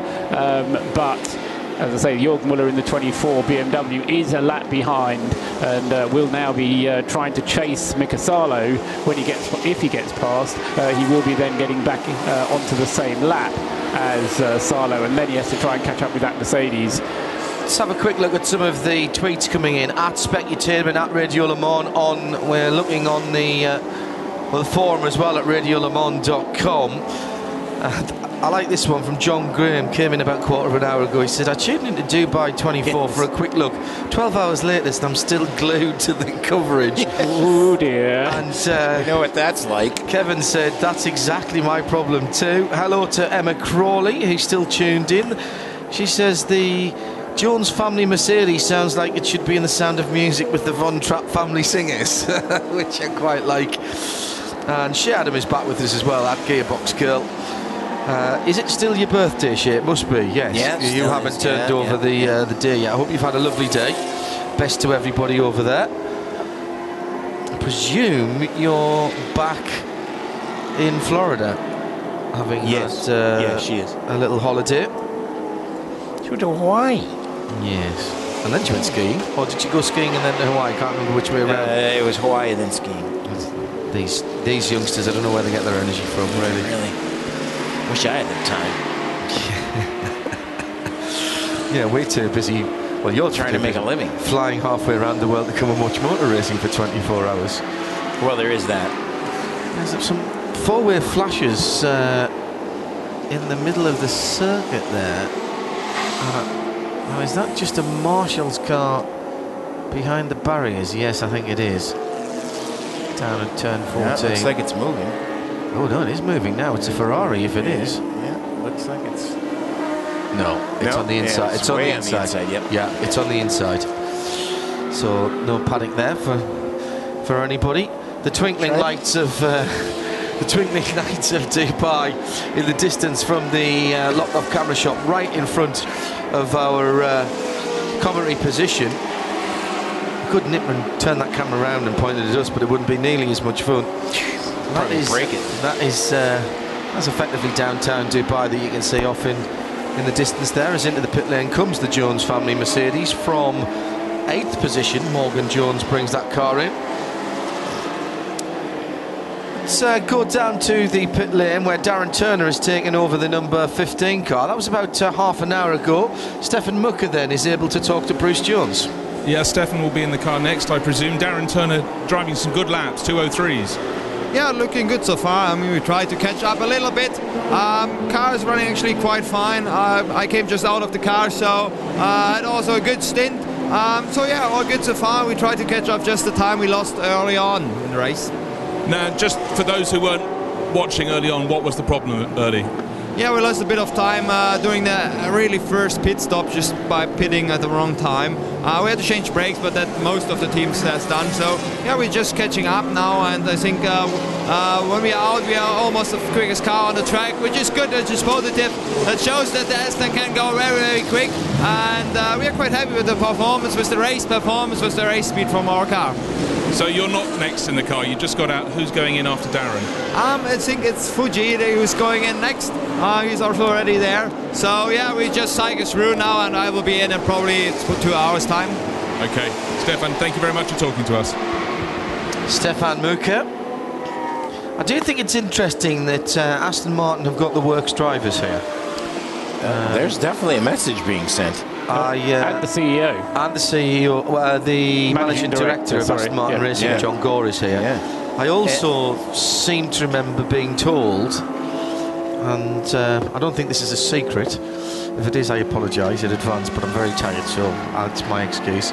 That Chris Porrett is going out to Bathurst for the 12 hours. Now, Chris is not a factory driver as such, but he is one of the factory testers and development drivers, and he's going out to help out one of the customer teams down at Bathurst for the 12 hours, which is the early part of next month. A regular part of the Nürburgring crew. Oh yes, absolutely. Yeah. Integral, I would say, would be the word there in terms of what Chris does. He took me for my first laps of the Nürburgring. So good luck to them. And I'm looking across at Eve. I've just mentioned Chris Porrett will be at Bathurst for the 12 hours with Aston Martin. Right, okay. So... Did you get in trouble? No, no. Okay. Bleekemolen by 1.9 seconds now. He's pulled out half a second last time around. 2:03.8 to 2:03.3, 2:03.6 for Jörg Muller, 2:06 flat for Andreas Simonsen. Jens Richter is the first of the AM cars with a 2:05.440. That's cracking driving, exactly what he needs to do. Oh, then he follows it up with a 2:12. That may have been traffic or perhaps a little mistake. Is that the same Simonsen that was so impressive at the Nürburgring in 2000 when we were there? No, that was Alan. Thank you. Okay. Oh, yes, sorry, yes. Thank you. And they are not related. Okay. As far as I'm aware. Darren Turner at 2:02.8 last time around. I knew it was an A. Simonsen. As Bruce pointed out there in my ear, they do come from different countries, so doesn't mean they couldn't be related, Bruce. No, okay, fair enough. The Rosbergs come from different countries, don't they? Yeah, oh, well, technically, that's very good. Yeah. Father and son, that's right. Brad to passenger, that was it. Brad Clark said, took a break to go out into the snow to get Taco Bell, Mexican takeaway, and I'm sitting back again listening to the Dubai 24 hours. Hashtag who needs Daytona. This is the start of the sports car year, and it's got itself established as that. Yeah, and fair play to the guys. I have to say, I don't think we could have very many cars than we've had this weekend. I think 80 to 85 is probably about that's about the max. number. Yeah. Yes, I agree with that. It's a good number, but it's about as many as you need. And it's settled down nicely at 65, hasn't it? Yeah. And how many did we have last year, Paul, off the top of your head? 78. Yeah. Sorry, 72 at the start. Correct. Right. No, you're right. You're right. You're right. On the nosy. Yes. So 65 seems to be working quite well now after that rather hectic patch in the middle. That was wild. That was some great stuff. I mean, I can't wait to see the highlights of that later on. Well, by the way, there's effectively... Not all of it was seen here. All of it was heard here. By the way, on the website 24hdubai.com, there is what is effectively a DVR feature. You can download the race, watch it from the first 7 hours, were already posted on Facebook Live. There's a DVR feature where you can rewind and go back through it on the website. And oh wow! Yeah. So the guys, you know, not being not sort of just as you said before for the sake of saying it. The comments that we're getting about the website for this event are very pleasing, and I'm sure Gary Willems and all of the guys at Creventic will be delighted with the response. And if you've enjoyed it, let them know, and let the sponsors know. And you know, that's everybody from Nissan right through. All the sponsors are on the website. When people ask us what can we do to make everybody's life easier, tell the sponsors that you like them supporting your form of motorsport, and whether that's Nissan and Intercontinental Hotel Group for us, or the sponsors of the race directly, nothing that you could do would be more productive than saying thank you for financially supporting our motorsport. And I know you guys who are listening and watching are fairly vocal for things, so make sure you do it. Paul. Into the pits comes the leading SP2 car, this being the number 98, Max Brahms in the Renault Megane Trophy, on schedule. And Max gets out. Because there's the door getting opened. That is fantastic. That's like when you push the boot release and you've got the reverse camera on, and then all of a sudden you see the sky. We had to do that so often when I got my first car that did that. Yeah.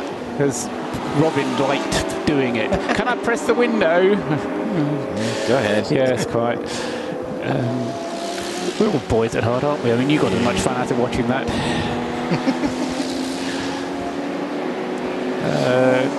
Quicker lap there from Mika, and I think I didn't actually see them as they went round, but second and a half back again. They were caught in some traffic, because 2 minutes 10 seconds for all three of the leaders. And remember, that even though Jörg Muller is a lap behind, he's right with that group. So if one gets caught by traffic, they all get caught by traffic. Simonson must be not that far away from that either, Paul, because they're all in the first sector of the track.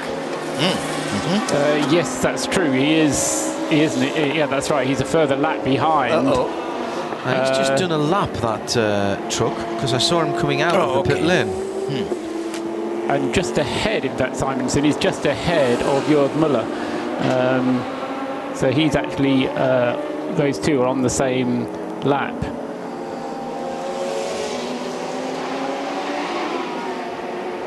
Oh, the number 8 car has stopped for away and can't get going again. Oops. And there was just a bunch of smoke coming out of the cockpit. So somebody leaving interior light on there by any chance overnight?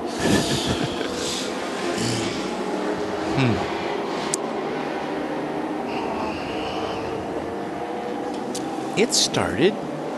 Needed some pushes in there. Yes, but now the team's got to jog back up the pit lane. See, and they're going, I thought you meant the fun bus. Just take it easy, guys. That is that comedy moment, isn't it? Always good value when teams run all the way down to get a car started. Just as they get there, invariably it cough splutters into life, goes up the pit lane, and they have to turn around and run all the way back. So seems like you could stop and let them all pile on and give them a run. Well, that's true. Coming up on 9.5 hours to go. Bruce is watching the mechanics. Not all mechanics are created equal, Bruce, it would seem. No, one of them definitely has 2 flat feet, or certainly does on the return leg. But one of them, I turned to my right, and one guy was absolutely flat out on the way up, and as you said, was not rewarded for his efforts. Got to see his car in close up, but then he got small again as it went past down, and they're right down near pit exit, garage 11C. So that's very bad luck for the FAC Autotech team. They'll be doing a bit of panting, but I suppose in the middle of the night it's probably not a bad thing to have a bit of adrenaline coursing through your veins. Keep you awake for another half hour. That is the leading A6 AM car. Thanks, Bruce. 5th position, and with some 5 laps nearly ahead of Heinz Brüter in the number 7. which is the second of the cars. That's their second car. So FAC Autotech at the moment absolutely bossing that A6M category with the two Porsches. Aren't they just? And doing it in a very softly way, aren't they? Because they've not made any fuss at all about that. Into the pits comes Darren. Go off and suggest that it is. It is the 16th stop for that car. He was last in on 3:16, and it's now 3:38. So that's 22 laps for the Aston, and that's actually the same number of laps as it did last time. So I can't really complain at that, can I? No. So well, you can. And that Inspector Bruce Jones can find out for us. Darren Turner then in the pits with the Aston Martin 15. And that time Jerome Bleekenmolen pulled out. Well, no, that's a little weird. Well, it was a 2-minute 1 on the previous lap, Jim, and then a 2-minute 2 on that lap. One of the tricks about this circuit, which has caught me out, and eventually I'll get used to it, is the fact that it's such a short lap. You kind of get used to 3.5-minute laps standing up here, and then around here, when it's only a 2-minute lap, suddenly you kind of, they reel them off pretty damn quick. Bleekenmolen now has a 3-second lead over Mika Salo, which was the point I was trying to make, and proceeded to confuse myself. So while Jörg Mueller is still 2 minutes and 15 seconds further in arrears, plus a lap. So 2 minutes and 15 seconds is the lap. So if you see what I mean. So that gap is the total gap between those two. Gotcha. So it's a lap and 10 seconds. Hang on. We're 11 and a bit hours into the race, and you're asking him about the timing and scoring screen. No. I just misread it. I didn't ask him about it. Stop it. We're all in it together. That's right. Oh, we're right in it. There's no doubt about that. Yeah, we really are. You're listening to 87.6 Autodrome FM around the circuit and Motor City. RadioLeMans.com is powered by Nissan. Around the world on the web, and don't forget the streaming video as well at www.24hdubai.com. I was looking at the bridge as I began to talk there, and there is the Jörg Muller car with, now who is that right behind the 24 car and trying to put a pass on? That must be the Lamborghini. Number 9. It's the number 9 Lamborghini. Shame that car was delayed earlier on, because it's been flying for quite a while now, but sadly has dropped way down the order to 63rd position. This is the A6 Pro Lamborghini, the Gulf Middle East car. Fabien Giroir goes underneath us driving that car. That car led the race. Yes, it did. Yes, it did. One of the... How many cars have we had leading? We've had 9 cars leading the race, John, and that car led 6 of them, 6 laps altogether, in one little chunk between laps 42 and 47. But I just realised I'm not actually caught up to date with this chart, so we'll just do a little bit of housekeeping.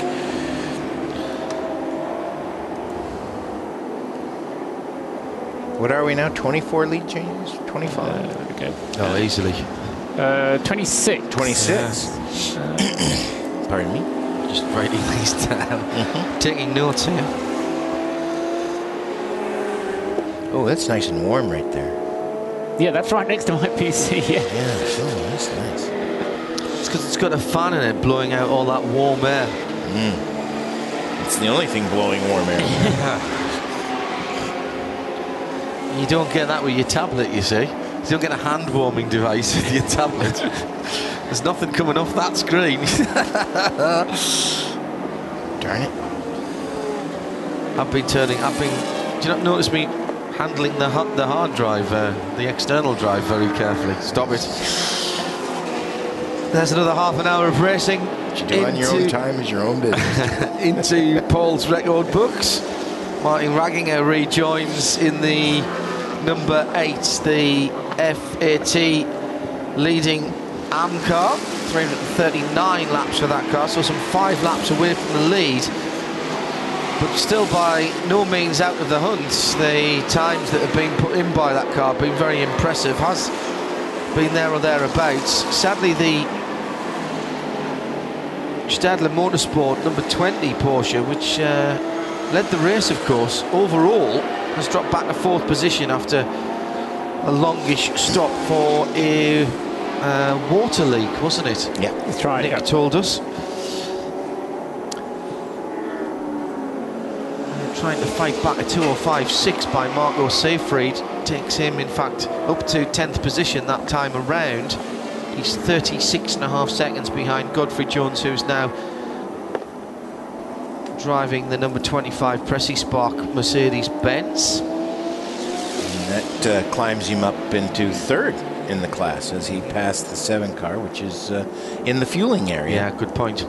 That's the second of the... In fact, who's second in then? Oh, it is Godfrey Jones. Yeah, has just gone in the second, yeah.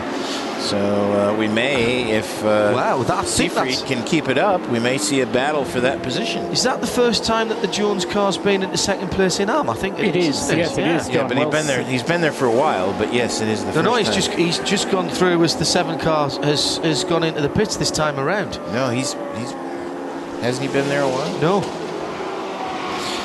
Car 15, some news from Bruce. Well, at Paul Trustwell's behest, I legged down the pit lane. Darren Turner had a fairly standard pit stop, but they did remove a small under tray and keep it off the car from the rear of that Aston Martin number 15. It's dropped down to 8th place during the pit stop and the subsequent refueling, but was lapping well beforehand, and it was in sequence. But I'm not sure that's really a plan to take the under tray off unless you really have to. Yes, it just struck me that 22 laps, which is what the last 2 stints have been for the Aston, is not as much as you would expect to get out of an Aston Martin Vantage. But they've got a fuel tank of 120 litres. They can put 105 litres in it every time. Sorry, Bruce, go ahead. And just to say, they're not looking unduly concerned in the Aston Martin, the Craft Racing garage, but it's all quite calm. Stefan Muck is still dotting around there. He's not needed in the car next. That's Tomonobu Fuichi, who went really well in practice and qualifying. He's next up. He's jumping around waiting for probably another 22 laps, one would suggest. That's how the system works. It'll put 22 laps in, and then I'll probably be surprised when he does 30. But we'll see what happens. Meanwhile, the impasse at the front, if anything, is just swinging a little bit away from the Saudi Falcons again. Jörg Müller is not being able to keep up with those 2 ahead of him, and nor also is he able to keep up with the Andreas Simonsen Mercedes, which went past him, remember, a little while ago, and has now been drawing away. Now, that doesn't change the positions on the screen, but it's a position on the track, as Simonsen is now on the same lap as Müller, and is, as I say, drawing away from Müller, but by the same token catching him up if you kind of cut the cake the other way around. Yes. Yeah. If you see what my fingers are doing, you'll see what I mean. It makes perfect sense to me, Paul. Yeah, if you stand beside of the track, you can either take the gap from the first car to the second car, or you can take it from the second to the first. And Simonsen at the moment, although he's close to Müller, is drawing away and catching him up again. Yes, exactly. I'm impressed. I mean, it's interesting, isn't it, that since we've had fewer of those Code 60s, the pros have done what the pros needed to do. There has been a bit more attrition, so lap times have come down. But they have been able to draw away from the AM cars, even when the AM cars are driven by the quicker drivers. Right. Fully now, the top 5 positions are all pro cars. Yeah. And it hasn't been that very much. Yeah. The longer we go without interruption, the more those pro cars just gradually start bobbing up to the top of the... It's like a lava lamp, isn't it? It takes a little while to get warmed up, but then gradually all of the pro cars have started to filter through, sort of gloopy up to the top. And what's significant is the fact that the speed that the pro cars are able to demonstrate more than compensates for the fact of the 5 litres less fuel that they get on their fuel allowance. And you know, in effect, they're able to use the speed to overcompensate for the lower amount of fuel that they're allocated on each stop. And when was our last Code 60? I've put the notepad so near the bottom. It was before 3 a.m. and it's now after 4:30, so it was over an hour and a half ago. We've had effectively a full stint. Yes. In terms of time. It might not have quite worked like that. Maybe there will be some people who haven't come in, but we've effectively had what would be a full stint of fuel for all of the top runners. Marco Seyfried took 5 seconds out of Godfrey Jones that time around in the battle for second and third in GT3 AM, in A6 AM rather. Under half a minute now for Marco, who's been at the wheel for an hour. Godfrey only been in there for 17 minutes. Tim Mullen catching Martin Raginger, and that's something you don't often hear said. But don't forget, Martin is in the AM class, so he's running at 2:05 target time. He was a 2:06 flat, then a 2:06.4. Oh, spinner, the 7 car. That is the 7 car, and that is Marco Zollin in the 11th position, 4th in AM. Now, has he stalled it? I don't think so. He's coming out of turn 15, but he's in a very difficult spot there to get it going and not get picked up by someone coming very quickly around that corner, but he's done well, aided by the marshals at track side. Now, Mark, will get your head together and don't try and make it all back up in one corner. Just again, a slight misjudgment there coming through the penultimate right-hander at the end of the lap. Just probably getting on the right pedal a little bit hard. Well, it was his second lap, so he might still be under cold tires. That's a very good point. Very good point indeed. Mika Salo now almost 5 seconds behind Jerome Bleekemolen. So Bleekemolen, again, like Bernd Schneider before him, very consistent with the 204s and 203s, and those behind him unable to keep with that pace. So now Bleekemolen starting to what stayed around 1.9 to 2.5 seconds for a long time. Now has pulled out, he's doubled that and pulled it out to 5 seconds, nearly enough, as we are now under 9.5 hours to go. Considering we've been half an hour before the race till now, that's so what's that? I can't do the arithmetic at this time of night. So what was the question? How long have we been in the race now? 14 hours and 35 minutes. So we've been at this for 15 hours on this broadcast, and we normally don't do shifts this long. The guys in the pit lane been swapping and changing. I think the longest stint I normally do is when we do something like Sebring, and we probably do half an hour before and half an hour after. Yeah. So that gives you sort of 13 hours, and I actually don't feel too bad. No, in fact, I was just, I will confess, to about 20 minutes ago, I was sitting here thinking, I'm wondering when we're going to have the conversation about when we all independently decided that we're just going to keep going. Yeah. Because that's kind of what's happened, and now with 9 hours to go, it hardly seems worth taking a break now. I think there might be a snooze coming at some stage, but I'm not sure at the moment. There's going to be breakfast because I'm hungry, but I don't know about a snooze. Yeah, I have to admit, I went sailing past the midnight snack without really realising it. From midnight to 3 was when all hell broke loose, frankly. Exactly so. It was, and I think that's kind of when we all subconsciously committed to And let's be honest, we've only got to get into the next live TV schedule and it'll all go bonkers again. That's right. Bruce, down in the pit lane, what can you tell us? Well, a good hour or so ago, when I, an hour and a half ago, when I came back into the pit lane, one of the cars that was being rebuilt was the Kiwi entered Motorsport Services Seat Leon Super Copa, and that has just rejoined the race.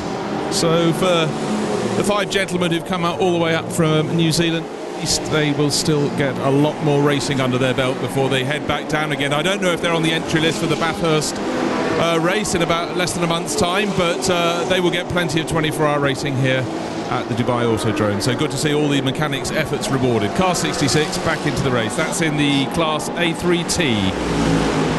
Todd Murphy is at the wheel of the car, Bruce, and he's still in 3rd place in A3T, would you believe, and in 57th place overall.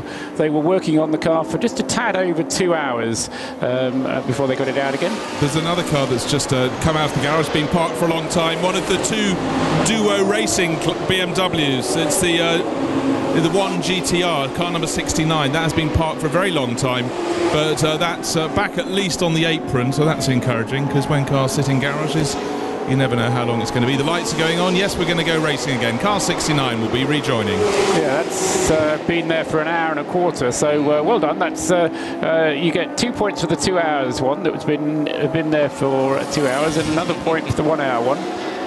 Demerits do I have? There must be some demerits. I must be running in deficit, surely. I don't think so. No. You've finished more than you've brought back, Bruce, to be honest. All right, jolly good. There we go. See my economics quote earlier. The 66 car, of course, was right up there in the category, battling with the Divas, weren't they? And yes. The demise of that car put the Divas back in the lead. Completed their comeback. Yeah, after they had their problems. Still leading the class, Lisette Brahms at the wheel of the number 121 BMW. 35th position overall. And the A6 ARM car that's fighting back with Piotr Krauczek at the wheel of 42 cars just demoted our final class leader. That's the A4 number 62, A4 class leader number 62 into 41st position. So that's just slightly worse off than we were later on. We will get some people fighting back through the first. I don't want to jinx them, but I really hope the Divas can hang on, because seeing Nick have to interview the 5 of them at the end of this, he might have finally met his match. I think you might be right. That could be good value.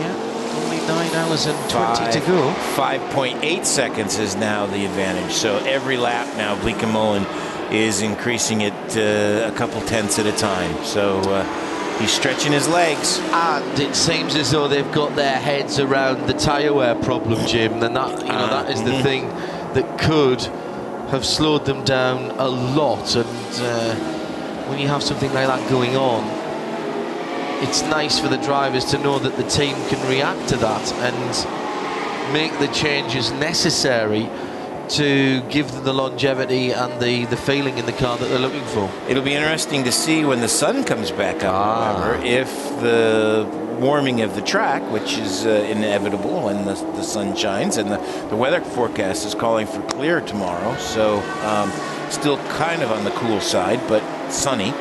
And so that will be interesting to see what track temperatures then do to that whole situation, and how quickly they can adjust if they need to adjust again. Yeah.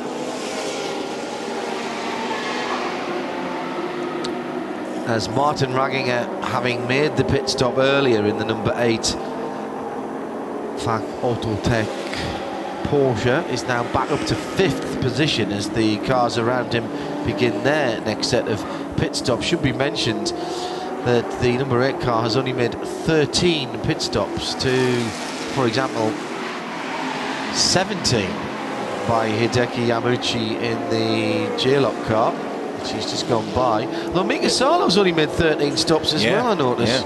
Oh, that car has, that's right. Sorry, yes, the number 16 car.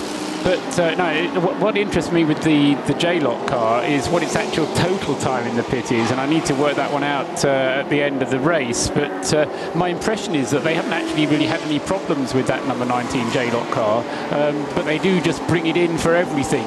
And the impact of that is not that the car falls a long way back, but just that it has a very high score in its number of pit stops window. And, because it is still running strongly there in 7th place overall. I've just been catching up with hourly bulletins, and number of laps completed per hour is always something that's interested me. The highest number of laps we've had completed in any hour was in the 2 single-hour sessions that we've had with no code 60 at all. That would make sense. Obviously, which is 29 laps. The lowest we've had, anyone care to take a guess? 7. No, it's been more than that. 16. But I know it felt like that. But 16 was the lowest number of laps we've had. That was in the hour leading up to 2 o'clock in the morning. 12 hours into the race. We haven't had a full hour of code 60, of course. I think you did. I seem to remember you saying we did 30 odd minutes of 40 minutes for 5 laps or something. Exactly.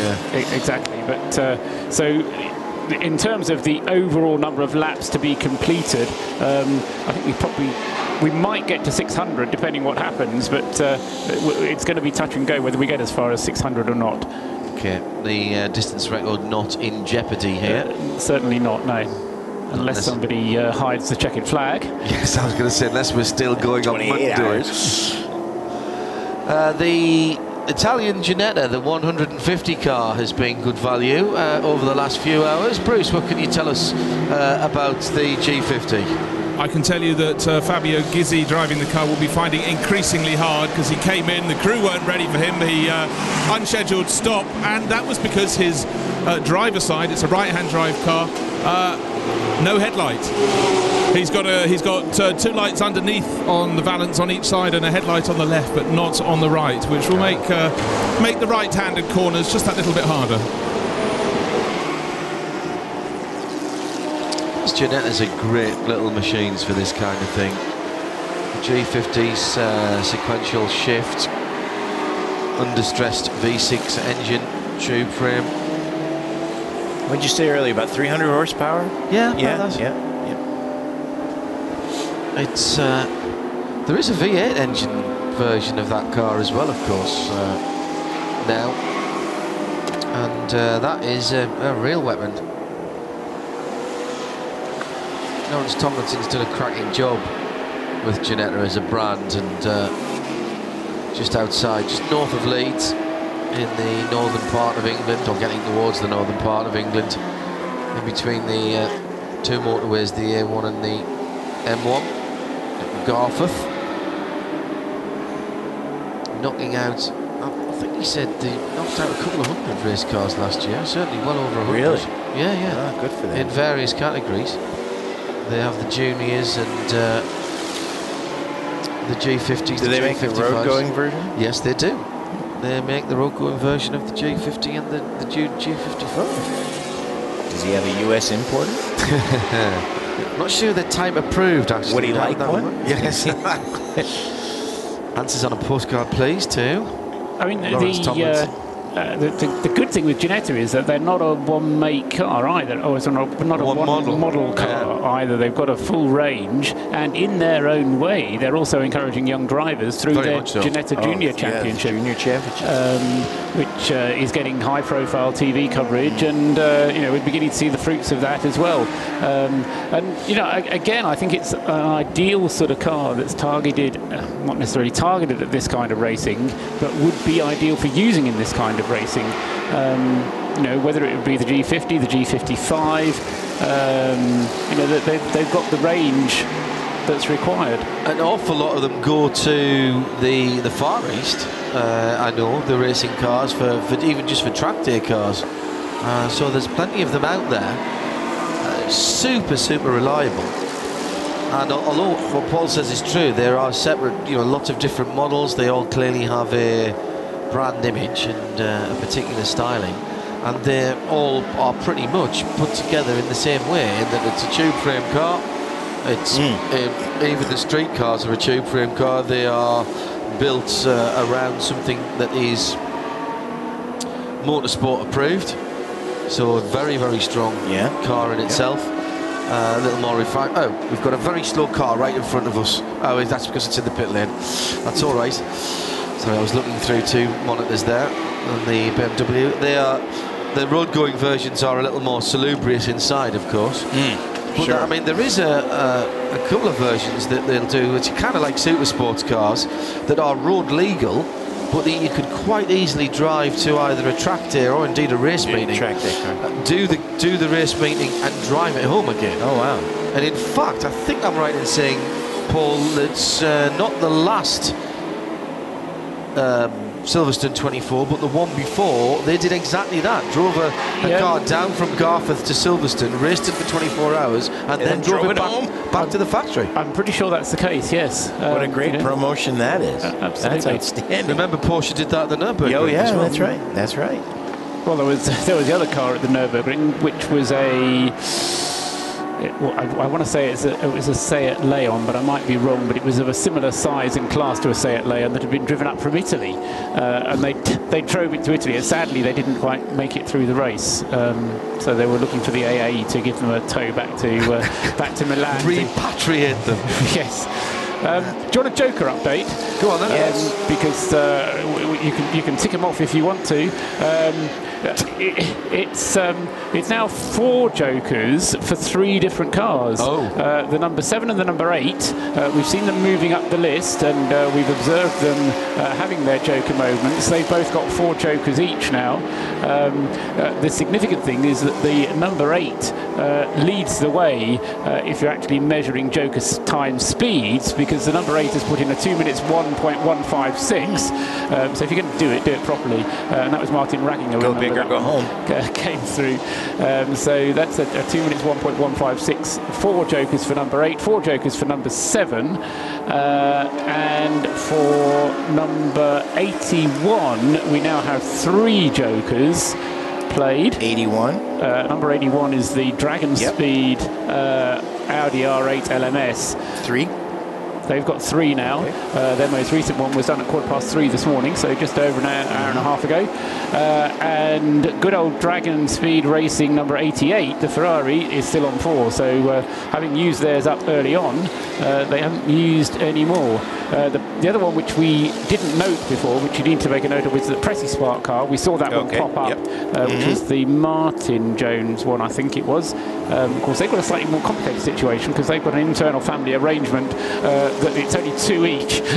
Only 2. It's like Noah with the rabbits. Only 2. I think that's only what they're saying. The Pressy Spark Mercedes has now got 1 Joker against it. Just note in passing, whilst we're talking Jokers for a minute, is that the number 7 and the number 8 Porsches are actually running in slightly different categories. They're both running in A6 AMs, but the number 7 car is using what's called the BOP Advantage, which gives them an additional weight brake and also enables them to get a bit more fuel, but the penalty for that is that they have to run at 2 minutes 7s. We need to look out for the number 7 car breaking the 2 minutes 7, whereas the number 8 needs to break in order to have to play its Joker. It has to do a 2 minutes 05.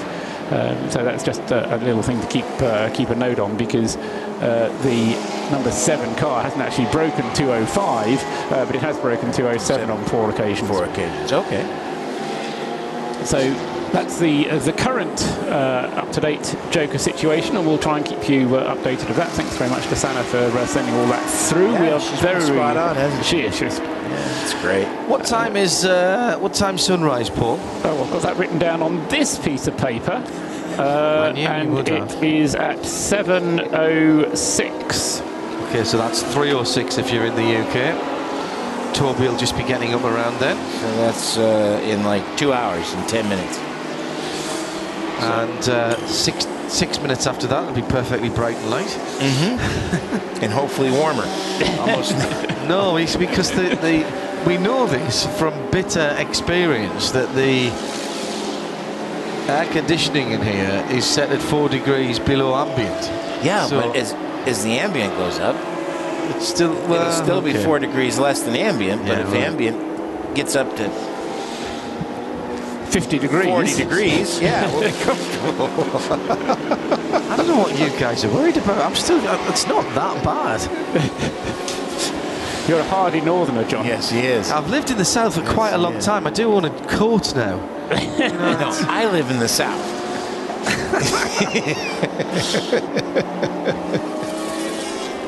Mark, Bruce.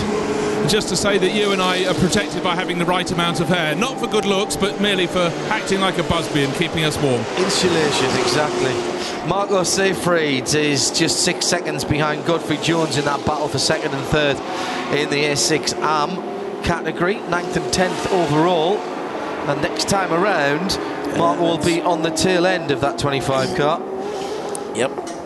They are in the standing up for third sector at the moment. Let's see if we can catch them through, and then I'll try and follow them with there they are. In fact, there they go, down towards turn one. The next set of headlights that you see on That's the right. 4 screen, seconds now.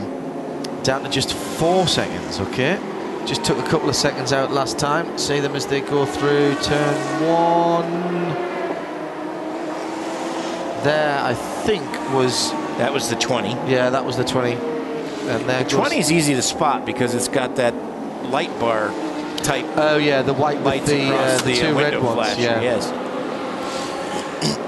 Jörg Muller is currently on his 30th lap of his stint, if my maths is still working correctly at this unearthly hour of the morning. Yeah, he's on his 30th lap. Now, before him, Abdulaziz Al-Faisal did a stint of 33 laps.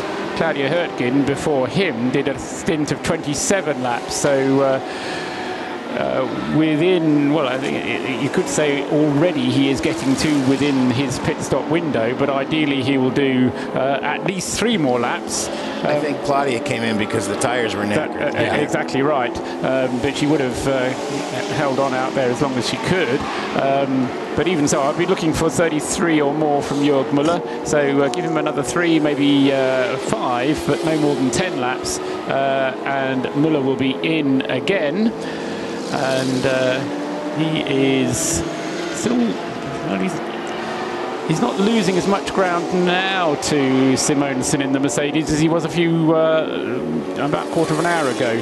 That position has pretty much reached stalemate. Coming through turn 14 is the number 25 Mercedes, and right behind him, probably now about a second back, is the number 20 car, maybe 2 seconds back at the most, as they come through traffic. Come across start-finish line is the 25, and 3.2 seconds. So he is closing. He got the 25. There was a 2-car group of traffic as they were exiting the turn 14 hairpin, and the 25 car played that traffic just a little bit better than the 20 car did, and that allowed him to pull out as they were entering the last turn complex.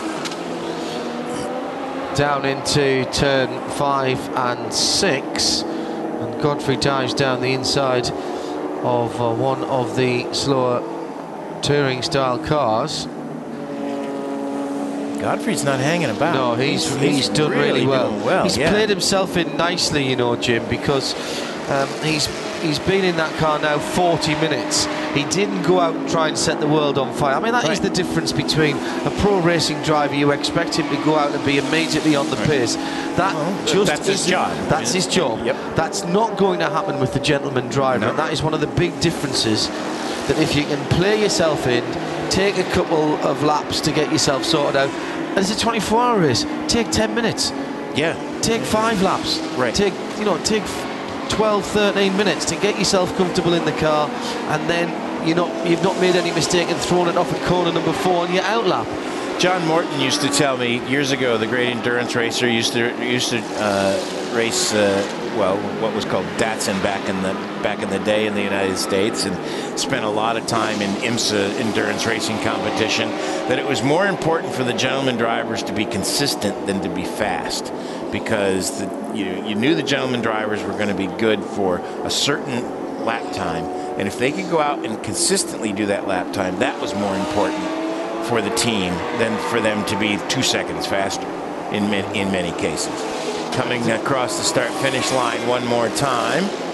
25 goes through, and then the 20 goes through, and now it is 1.1 seconds. So as they head down into turn 1, that the margin is coming down much quicker. And I think that Seefried is a little bit more, his car is a little bit more comfortable in sectors 2 and 3 than Godfrey Jones is comfortable in the 25, because Jones seems to be able to pull out a little bit as they're heading through the 3, 4, and 5 complex, but then when they come through the final 4 corners from 14 through to onto the front straightaway is when I think it's just changed over. They just swapped over? Yeah, coming down into turn 8 and 9, isn't it? I'm just having a look as they go down. Yes, I think you're right, because there's a blue light behind the kind of emergency bar looking light. There's the 20. Yeah. Oh, well, I just missed the other one, didn't I? He's trying right to scan back. There was the 20's certainly now got ahead of the, because that's not the Mercedes in front. No, I can see the blue light. Yeah, absolutely right, Jim. Yep. So with 9 hours to go now, when he crosses the line, Marco Seefried will be in 2nd place in A6AM and in 9th place overall. Still an outstanding run for those guys, and a bit of a comeback run as they have come back from a water pump problem and some other issues. Yeah, that lost them. I forgot what I said now. I think I said 12 minutes, didn't I, in the pits when that happened. The other car, which is worth giving credit where credit is due to, is to the McLaren, the Lapidus racing car, number 17, Tim Mullen.